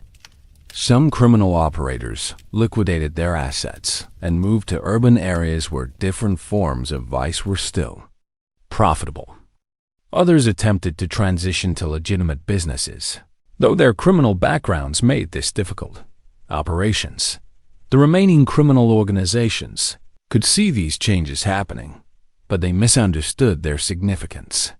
Many operators believed they could adapt by becoming more discreet and professional, not realizing that the entire social and economic ecosystem that had sustained their industry was disappearing. Diamond Tooth Lil Murphy, one of the most successful post-reform operators, continued expanding her network of small brothels as late as 1912, apparently believing that the demand for commercial sex would always exist regardless of changing social attitudes. But the most perceptive observers could see that something fundamental had shifted. Dr. Samuel Richardson, a federal health inspector who had studied prostitution in Western communities since the 1890s, wrote in his 1913 report that the conditions which made systematic commercial vice profitable and sustainable in frontier communities no longer exist. The question is not whether this form of organized vice will disappear, but how quickly and completely the transformation will occur. Richardson was right to focus on the speed of change rather than its inevitability. The social and economic forces that were ending the frontier prostitution era were accelerating, driven by technological innovations like the telephone and automobile that made it easier for federal authorities to coordinate investigations across vast distances, and by cultural changes that were making the old frontier tolerance for vice politically and economically unsustainable. The key players who understood what was happening began making preparations for the end. Some criminal operators liquidated their assets and moved to urban areas where different forms of vice were still profitable. Others attempted to transition to legitimate businesses, though their criminal backgrounds made this difficult. A few tried to fight the changes through violence and intimidation, but they quickly discovered that the old methods were ineffective against federal authorities, who had the resources and legal authority to shut down entire criminal networks. The end came not with a single dramatic confrontation, but through a series of coordinated federal operations between 1913 and 1917 that systematically dismantled the remaining prostitution networks throughout the American West. The campaign was led by a new generation of federal investigators who combined the moral fervor of progressive-era reformers with sophisticated law enforcement techniques that had been developed specifically to combat organized crime. The beginning of the end can be traced to March 15, 1913, when federal agents simultaneously raided 47 establishments across 8 western states, arresting more than 200 people and seizing financial records that revealed the full scope of the criminal networks that had evolved from the old frontier brothel system. The raids were the culmination of a 2-year investigation that had used undercover agents, financial surveillance, and coordinated intelligence gathering to map the connections between what appeared to be independent local operations, but were actually parts of larger criminal enterprises. The most significant arrest was that of Margaret the Empress Donnelly, who had taken over Diamond Tooth Lil's organization after Lil's death in 1912 and expanded it into a sophisticated criminal enterprise that operated in 12 states and territories. Donnelly's organization represented the final evolution of frontier prostitution. It was professional, efficient, and remarkably non-violent compared to the brutal systems of the 1870s and 1880s. But it was also more centralized and therefore more vulnerable to coordinated law enforcement efforts. Donnelly's trial, which began in Denver in September 1913, became a national sensation that exposed the full scope of how organized crime had evolved from the crude frontier vice operations of the previous century. Federal prosecutors presented evidence that Donnelly's network had generated more than $2 million in annual revenue and had corrupted officials in dozens of communities across the West. More shocking to the public was the revelation that the network had maintained detailed records of its customers, including prominent businessmen, politicians, and religious leaders who had patronized the organization's establishments. The trial's outcome was never in doubt. Donnelly was convicted on 43 federal charges and sentenced to 20 years in federal prison, but its real significance was the message it sent to other criminal operators. The federal government now had the tools, resources, and political will to destroy any prostitution network, regardless of how sophisticated or well-connected it might be. The remaining criminal organizations began collapsing even before federal agents could move against them. Some operators fled to Mexico or Canada, where American law enforcement had limited jurisdiction. Others attempted to negotiate deals with federal authorities, providing information about their competitors in exchange for reduced sentences. A few tried to fight back through violence and intimidation, but these efforts only attracted more federal attention and hastened their destruction. The most dramatic end came in Butte, Montana, where the remnants of the old line attempted to resist federal authorities through armed resistance. On November 23, 1914, a shootout between federal agents and brothel operators left 6 people dead and marked the symbolic end of the violent frontier prostitution era. The surviving operators were arrested. Their establishments were permanently closed, and the buildings were either demolished or converted to legitimate businesses. By 1915, the large-scale organized prostitution that had characterized the American West for nearly half a century had effectively ceased to exist. Individual women continued to work as prostitutes, and small-scale operations continued in some areas, but the systematic criminal enterprises that had defined the frontier era were gone. The transformation was so complete that many communities that had once depended economically on vice-related revenues had to completely reinvent their economic foundations. The final symbolic end came in 1917 when the federal government used wartime emergency powers to close the remaining red light districts in western cities and towns. The justification was protecting military personnel from venereal disease, but the real effect was to eliminate the last vestiges of the legal tolerance for commercial vice that had characterized frontier communities since the 1860s. The speed and completeness of the transformation was remarkable.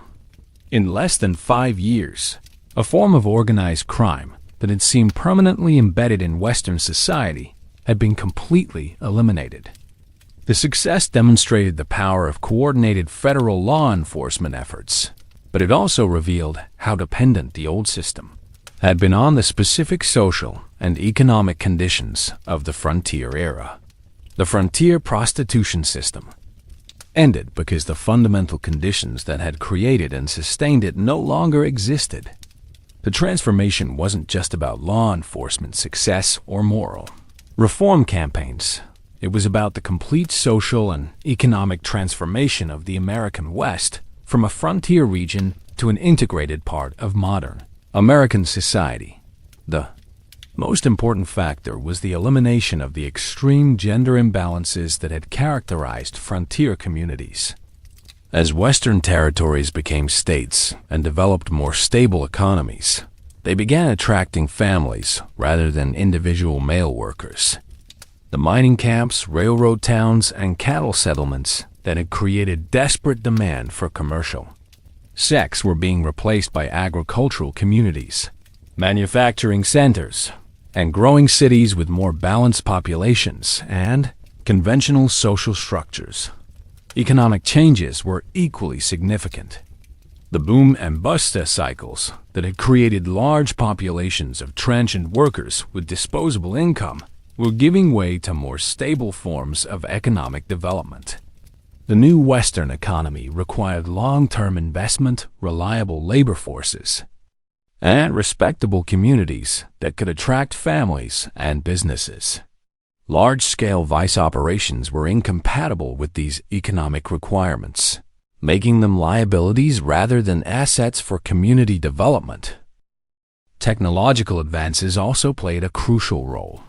The telephone, telegraph, and improved transportation networks made it much easier for federal authorities to coordinate investigations and share information across vast distances.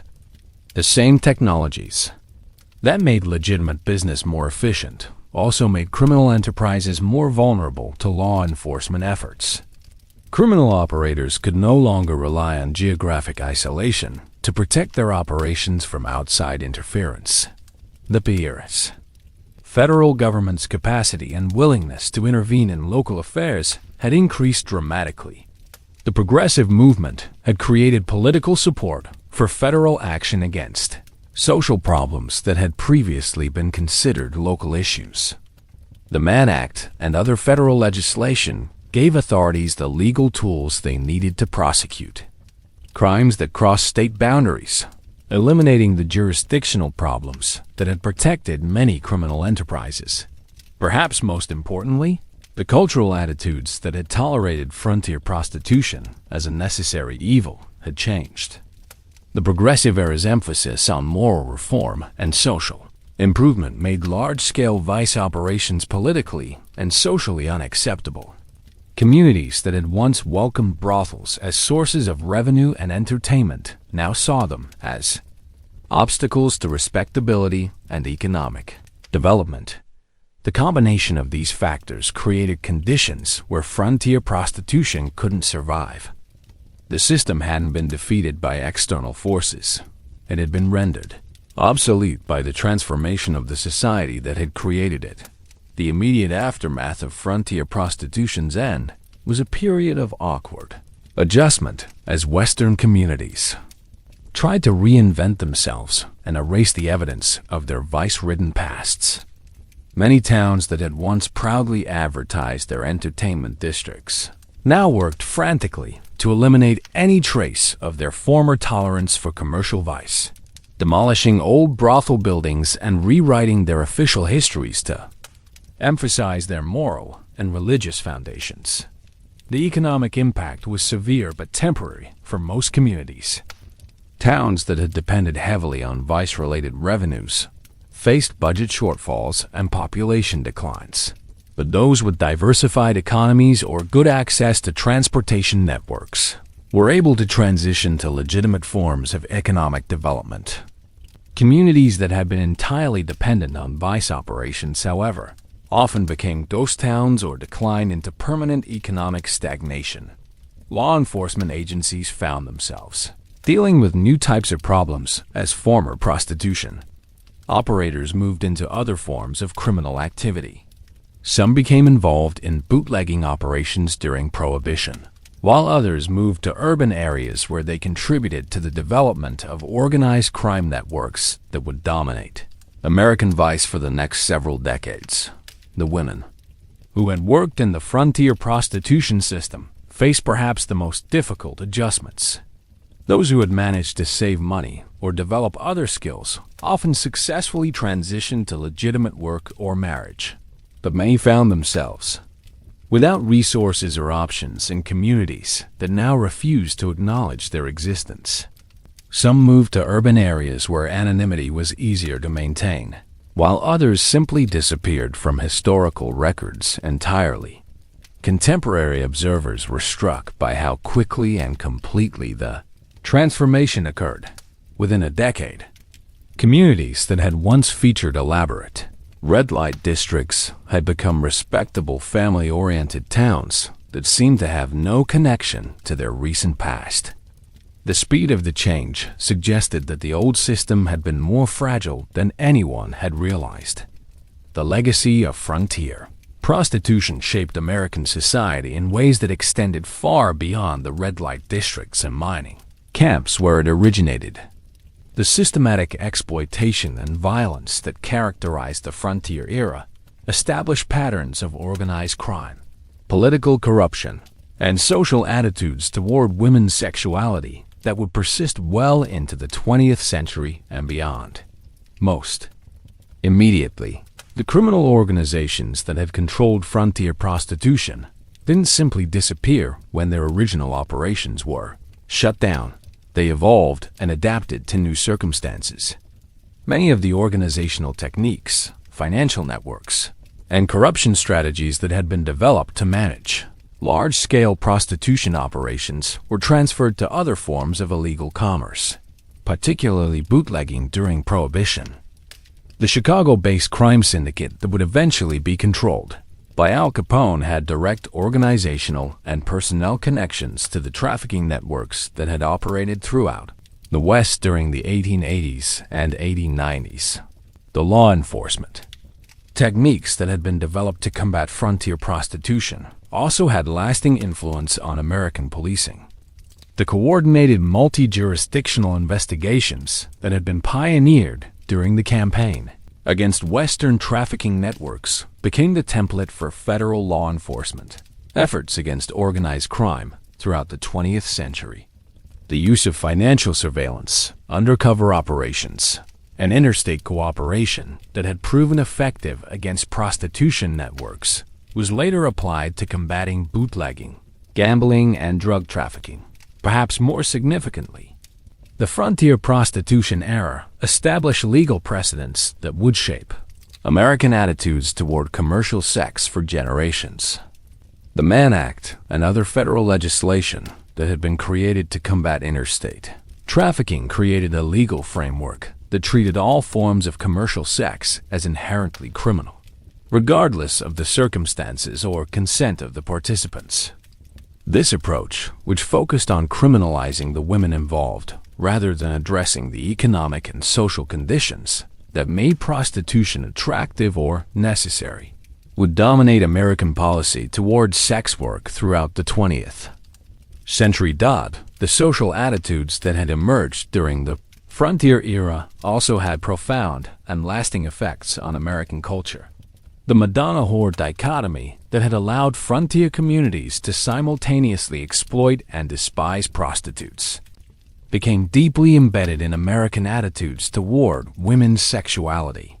Women were expected to be either completely virtuous or completely degraded, with no recognition of the complex economic and social circumstances that might lead someone to engage in commercial sex.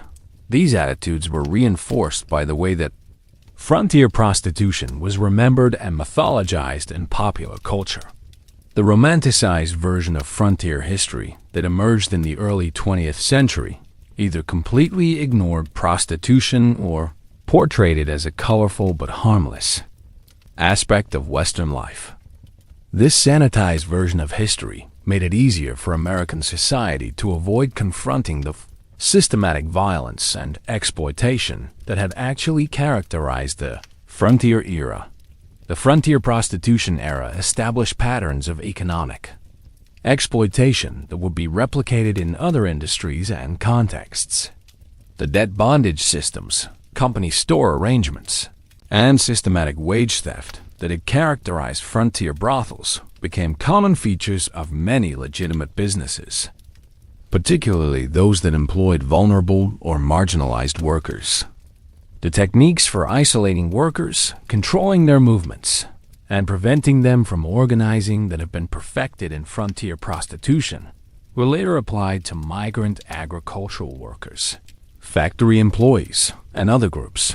The legacy of frontier prostitution shaped American society in ways that extended far beyond the red light districts and mining camps where it originated. The systematic exploitation and violence that characterized the frontier era established patterns of organized crime, political corruption, and social attitudes toward women's sexuality that would persist well into the 20th century and beyond. Most immediately, the criminal organizations that had controlled frontier prostitution didn't simply disappear when their original operations were shut down. They evolved and adapted to new circumstances. Many of the organizational techniques, financial networks, and corruption strategies that had been developed to manage large-scale prostitution operations were transferred to other forms of illegal commerce, particularly bootlegging during Prohibition. The Chicago-based crime syndicate that would eventually be controlled by Al Capone had direct organizational and personnel connections to the trafficking networks that had operated throughout the West during the 1880s and 1890s. The law enforcement techniques that had been developed to combat frontier prostitution also had lasting influence on American policing. The coordinated multi-jurisdictional investigations that had been pioneered during the campaign against Western trafficking networks became the template for federal law enforcement efforts against organized crime throughout the 20th century. The use of financial surveillance, undercover operations, and interstate cooperation that had proven effective against prostitution networks was later applied to combating bootlegging, gambling, and drug trafficking. Perhaps more significantly, the frontier prostitution era established legal precedents that would shape American attitudes toward commercial sex for generations. The Mann Act and other federal legislation that had been created to combat interstate trafficking created a legal framework that treated all forms of commercial sex as inherently criminal, regardless of the circumstances or consent of the participants. This approach, which focused on criminalizing the women involved rather than addressing the economic and social conditions that made prostitution attractive or necessary, would dominate American policy toward sex work throughout the 20th century. The social attitudes that had emerged during the frontier era also had profound and lasting effects on American culture.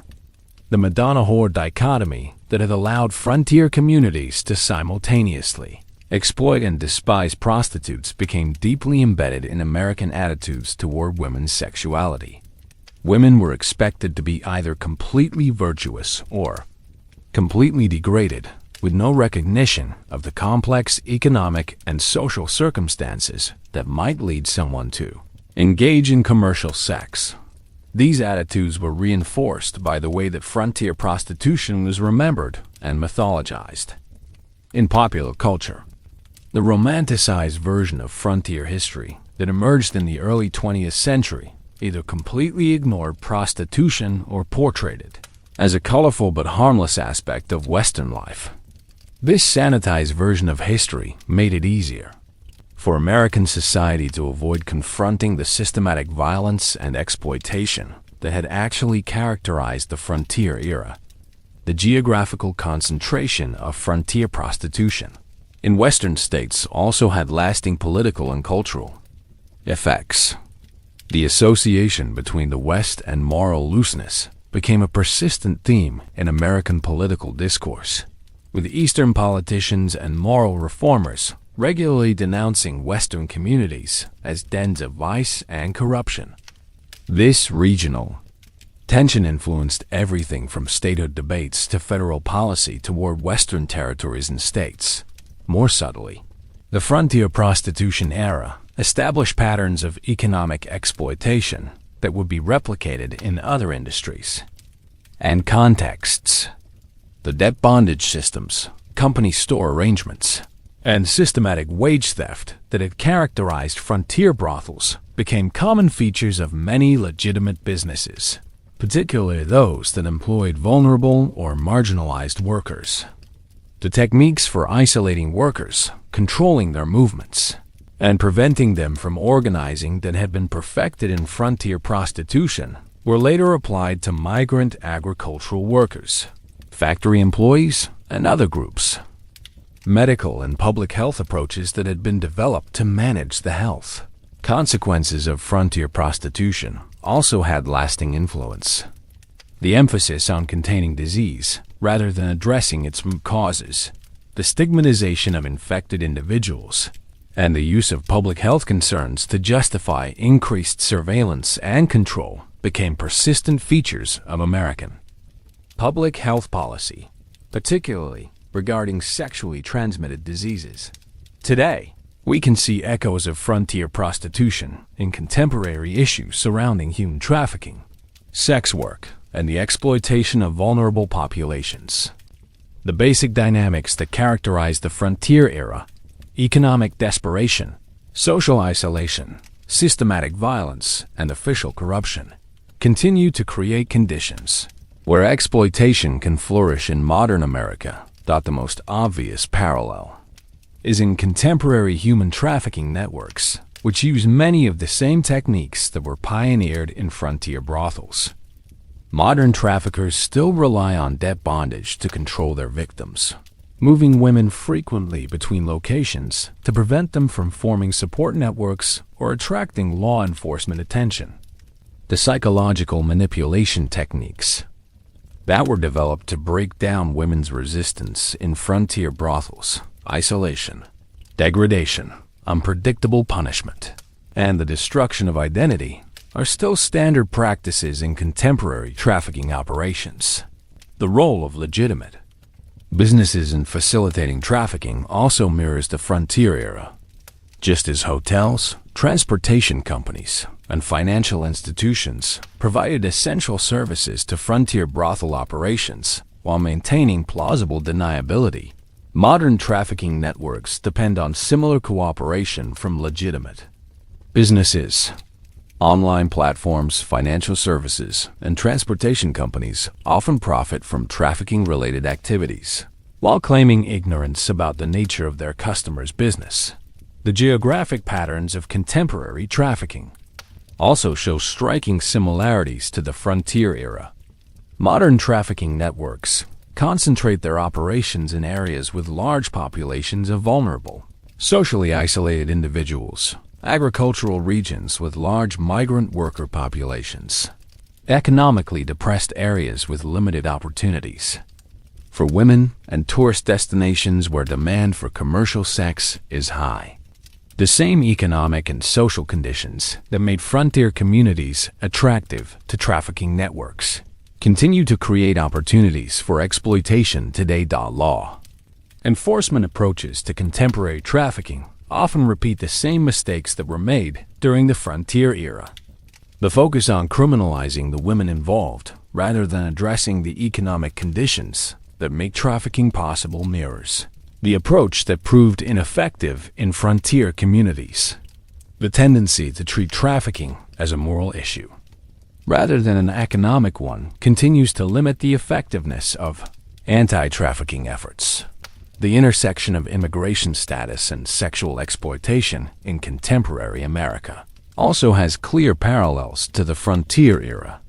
Just as the legal vulnerability of many frontier women, particularly those who were immigrants or had been trafficked from other regions, made them easier to exploit, undocumented immigrants today face similar vulnerabilities that make them attractive targets for trafficking networks. The role of technology in modern trafficking shows both continuities and changes from the frontier era. While the specific technologies have evolved, the basic principle remains the same. Traffickers use whatever communication and coordination tools are available to manage their operations more efficiently. The railroad and telegraph networks that allowed frontier trafficking operations to coordinate across vast distances have been replaced by the internet and mobile phones. But the underlying logic is identical. Perhaps most disturbing is how contemporary discussions about sex work often reproduce the same moral frameworks that characterized frontier-era attitudes toward prostitution. The tendency to view women in prostitution as either completely victimized or completely degraded, with no recognition of the complex circumstances that might lead someone to engage in commercial sex, continues to shape policy debates and public attitudes. The economic inequality that drives much contemporary trafficking also mirrors the conditions that existed on the frontier. Just as the extreme economic disparities of the frontier era created populations of desperate people who could be easily exploited, contemporary economic inequality creates similar vulnerabilities. Women with limited economic opportunities, particularly those who are immigrants, minorities, or otherwise marginalized, face many of the same choices that confronted women in frontier communities. The role of official corruption in facilitating contemporary trafficking also shows clear continuities with the frontier era. While the specific mechanisms may have changed, the basic dynamic remains the same. Trafficking operations depend on the cooperation or indifference of law enforcement officials, government administrators, and other authority figures who are either directly profited from trafficking or who find it convenient to ignore what is happening in their jurisdictions. Sound familiar? The techniques for controlling trafficking victims, the geographic concentration of operations, the involvement of legitimate businesses, and the patterns of official corruption that characterize contemporary trafficking networks are remarkably similar to those that existed during the frontier era. The main difference is scale and sophistication. Modern trafficking networks are larger, more professional, and more integrated with legitimate commerce than their frontier predecessors. Even now, the legacy of frontier prostitution continues to influence contemporary American society in ways that are often subtle but persistent. The legal frameworks, social attitudes, and institutional practices that emerged from the frontier era continue to shape how American society approaches issues related to commercial sex, women's economic autonomy, and the exploitation of vulnerable populations.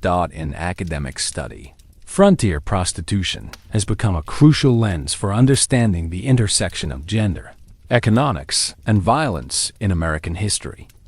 Historians have used the frontier experience to illuminate broader patterns of exploitation and resistance that characterize the Cristianos settlement of the American West.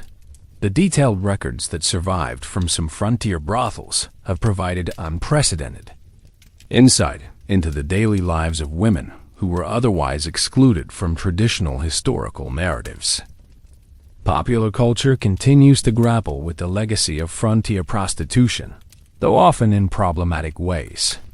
Western movies, television shows, and novels frequently romanticize or trivialize the experiences of frontier sex workers, perpetuating myths about the golden-hearted whore while ignoring the systematic violence and exploitation that actually characterize their lives.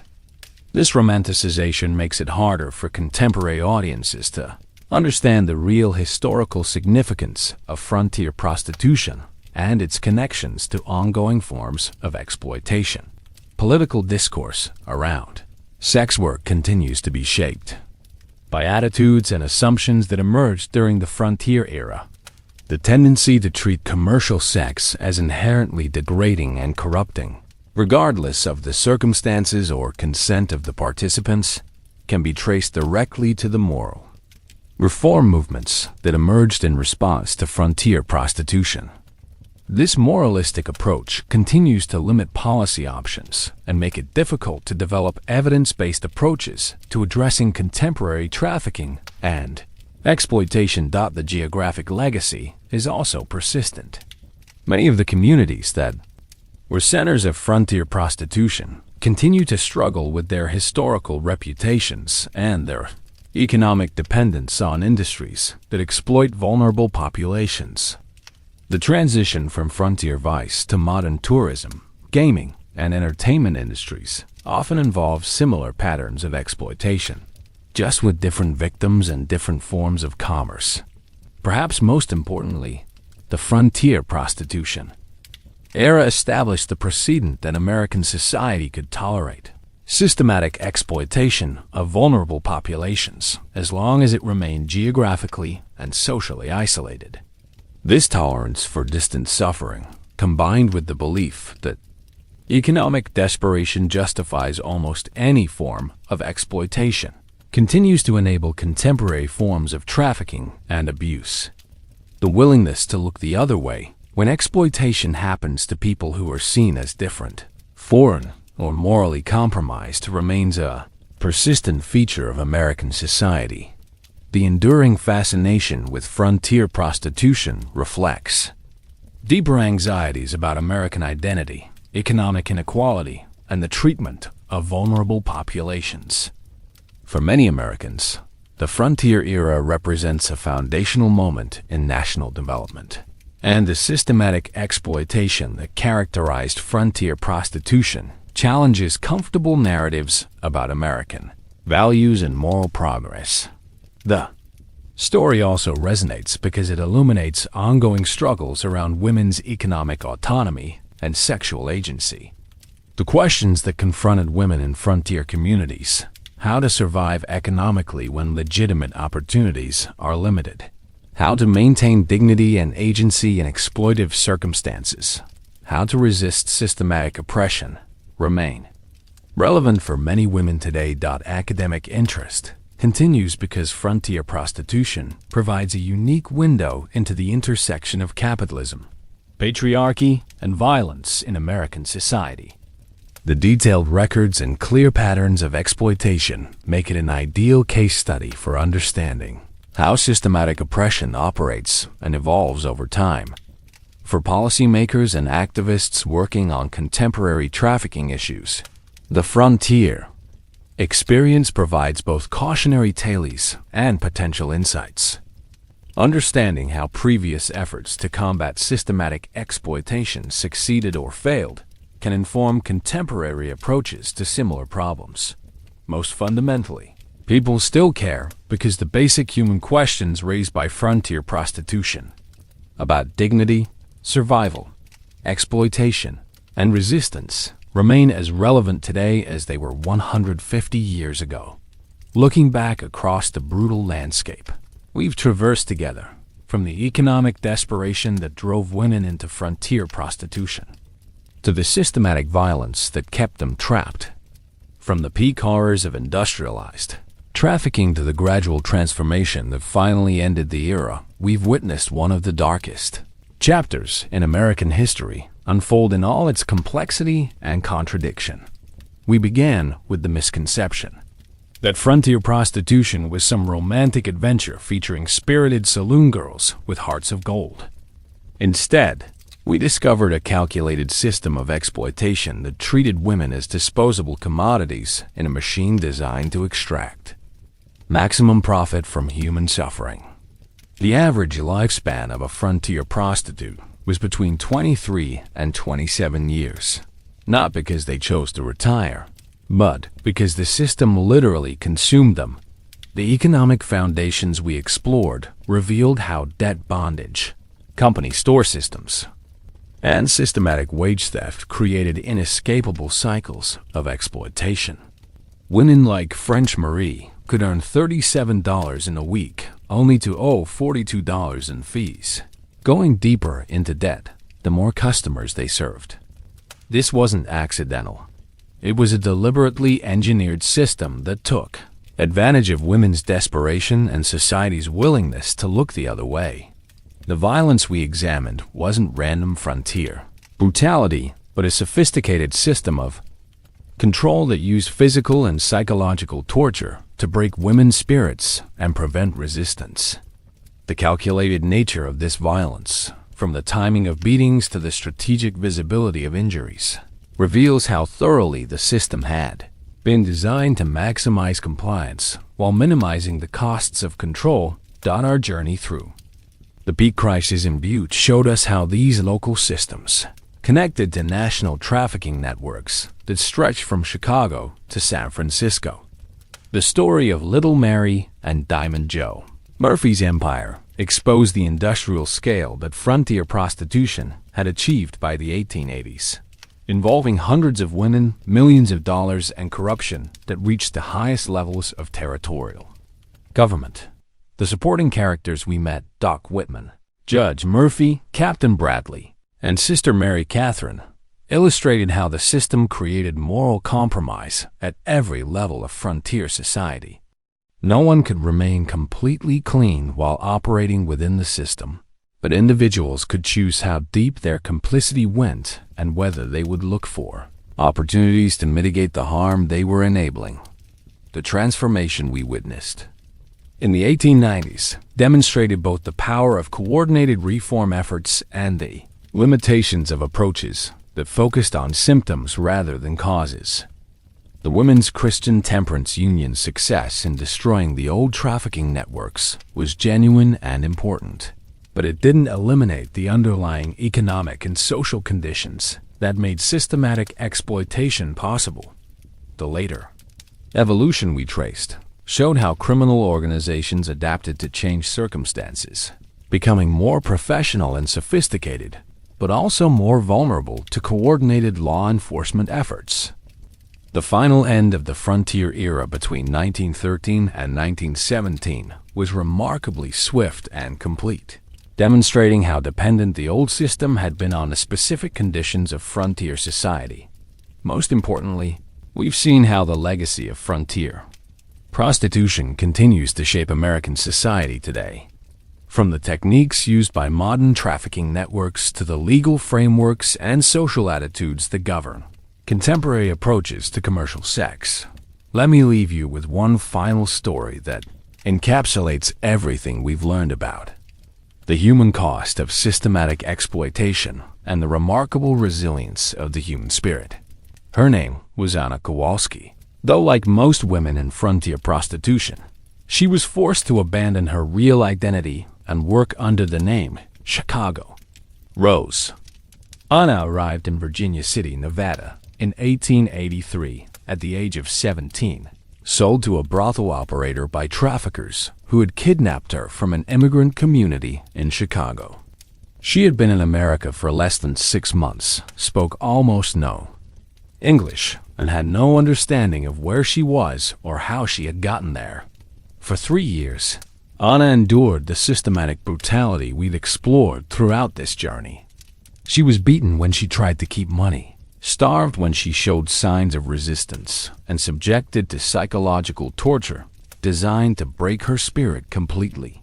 The brothel keeper, Iron Maggie Sullivan, treated Anna and the other women as livestock, valuable assets to be maintained in working condition, but ultimately disposable. But Anna refused to be broken. Despite the violence, despite the isolation, despite the constant messaging that she was worthless, she maintained something inside herself that the system couldn't touch. She secretly learned English by listening to customers and other women.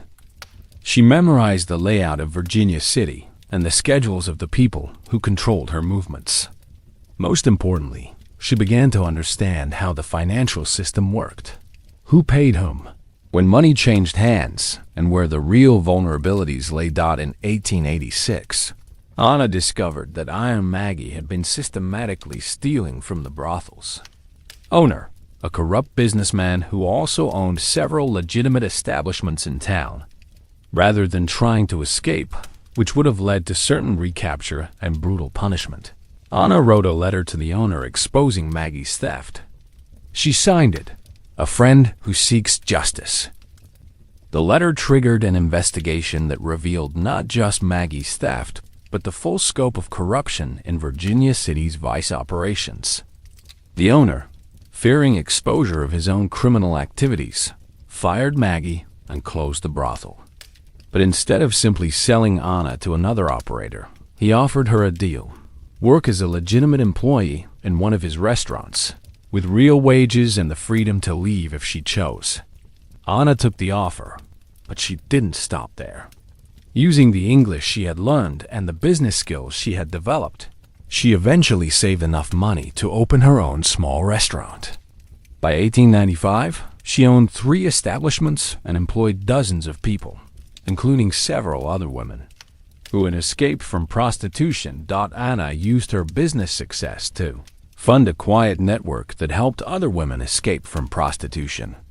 Working with reform organizations and sympathetic law enforcement officials, she provided safe houses, transportation, and job training for women trying to leave the system. She never advertised her activities or sought recognition. She simply did what needed to be done. Anna Kowalski died in 1923 at the age of 57, a respected businesswoman whose tragic past was known only to a few close friends. Her obituary described her as a pillar of the community whose charitable works touched many lives. It made no mention of Chicago Rose or the hell she had survived and overcome. Anna's story reminds us that behind every statistic was a human being with hopes, dreams, and an indomitable will to survive. As we close this journey through one of the darkest chapters in American history, it's worth remembering that the story of frontier prostitution is ultimately a story about human beings, their capacity for both cruelty and compassion, their ability to create systematic oppression, and their power to overcome it. The women who survived this system, who found ways to resist and escape and build new lives, remind us that human dignity can survive even the most determined efforts to destroy it. Their stories deserve to be remembered, not just as historical curiosities, but as testimonies to the resilience of the human spirit. Tonight, we've traveled together through a landscape of exploitation and violence that most of us can barely imagine. We've seen how economic desperation, social isolation, and systematic brutality combine to create one of the most comprehensive systems of human trafficking in American history. We've witnessed the industrial-scale dehumanization of women and the corruption of entire communities in service of profit and power. But we've also seen resistance, courage, and the gradual triumph of human decency over systematic evil. We've learned how coordinated efforts by dedicated reformers could dismantle even the most entrenched criminal networks. Most importantly, we've discovered that understanding this history helps us recognize and combat similar patterns of exploitation that persist today. The frontier era is long past, but the human capacity for both cruelty and compassion remains unchanged. The economic forces that drove women into systematic exploitation still operate in different forms. The social attitudes that allowed communities to ignore suffering still shape how we respond to contemporary trafficking and abuse. As you return to your own lives, I hope you'll remember not just the horror of what we've learned, but the hope embedded in stories of survival and resistance. In a world that often seems determined to reduce human beings to economic units, the stories of women like Anna Kowalski remind us that human dignity is indestructible, even in the face of systematic efforts to destroy it. Sleep well, and remember that even in the darkest moments of human history, the light of human compassion has never been completely extinguished, and violence that most of us can barely imagine. We've seen how economic desperation, social isolation, and systematic brutality combine to create one of the most comprehensive systems of human trafficking in American history. We've witnessed the industrial-scale dehumanization of women and the corruption of entire communities in service of profit and power. But we've also seen resistance, courage, and the gradual triumph of human decency over systematic evil. We've learned how coordinated efforts by dedicated reformers could dismantle even the most entrenched criminal networks. Most importantly, we've discovered that understanding this history helps us recognize and combat similar patterns of exploitation that persist today. The frontier era is long past, but the human capacity for both cruelty and compassion remains unchanged. The economic forces that drove women into systematic exploitation still operate in different forms. The social attitudes that allowed communities to ignore suffering still shape how we respond to contemporary trafficking and abuse. As you return to your own lives, I hope you'll remember not just the horror of what we've learned, but the hope embedded in stories of survival and resistance. In a world that often seems determined to reduce human beings to economic units, the stories of women like Anna Kowalski remind us that human dignity is indestructible, even in the face of systematic efforts to destroy it. The past speaks to the present, and the present has the power to shape the future. What we choose to do with that power will determine whether the lessons of this dark history serve to prevent its repetition or merely provide context for understanding its continuation. Sleep well, and remember that even in the darkest moments of human history, the light of human compassion has never been completely extinguished. Thank you for taking this difficult journey with me. I know it hasn't been easy to confront the systematic brutality and dehumanization that characterize frontier prostitution. These aren't comfortable topics and may challenge many of our assumptions about American history and human nature. But this is precisely why these stories need to be told. The women who suffered and died in frontier brothels have been largely erased from official histories, their experiences sanitized or romanticized beyond recognition. By confronting the reality of their lives, the violence they endured, the resistance they mounted, and the dignity they maintained, even in the most dehumanizing circumstances, we honor their memory and affirm their humanity. History isn't just about dates and battles and great men making important decisions. It's about ordinary people navigating extraordinary circumstances, making impossible choices, and finding ways to survive in systems designed to destroy them. The frontier prostitutes we've learned about were ordinary women who found themselves in extraordinary circumstances. Their stories remind us that courage and resilience can emerge in the most unlikely places. As you reflect on what we've learned tonight, I hope you'll carry forward not just the knowledge of what happened, but an appreciation for the complexity of human experience and the importance of remembering those whose voices have been silenced by history.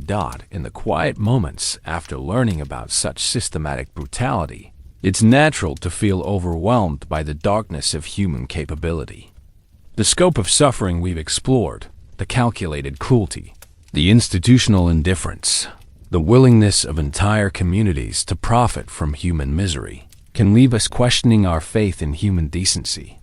But consider this: the very fact that we can recognize this history as tragic, that we can feel horror at the systematic dehumanization of these women, that we can see clearly the moral failures of the communities that enabled their exploitation.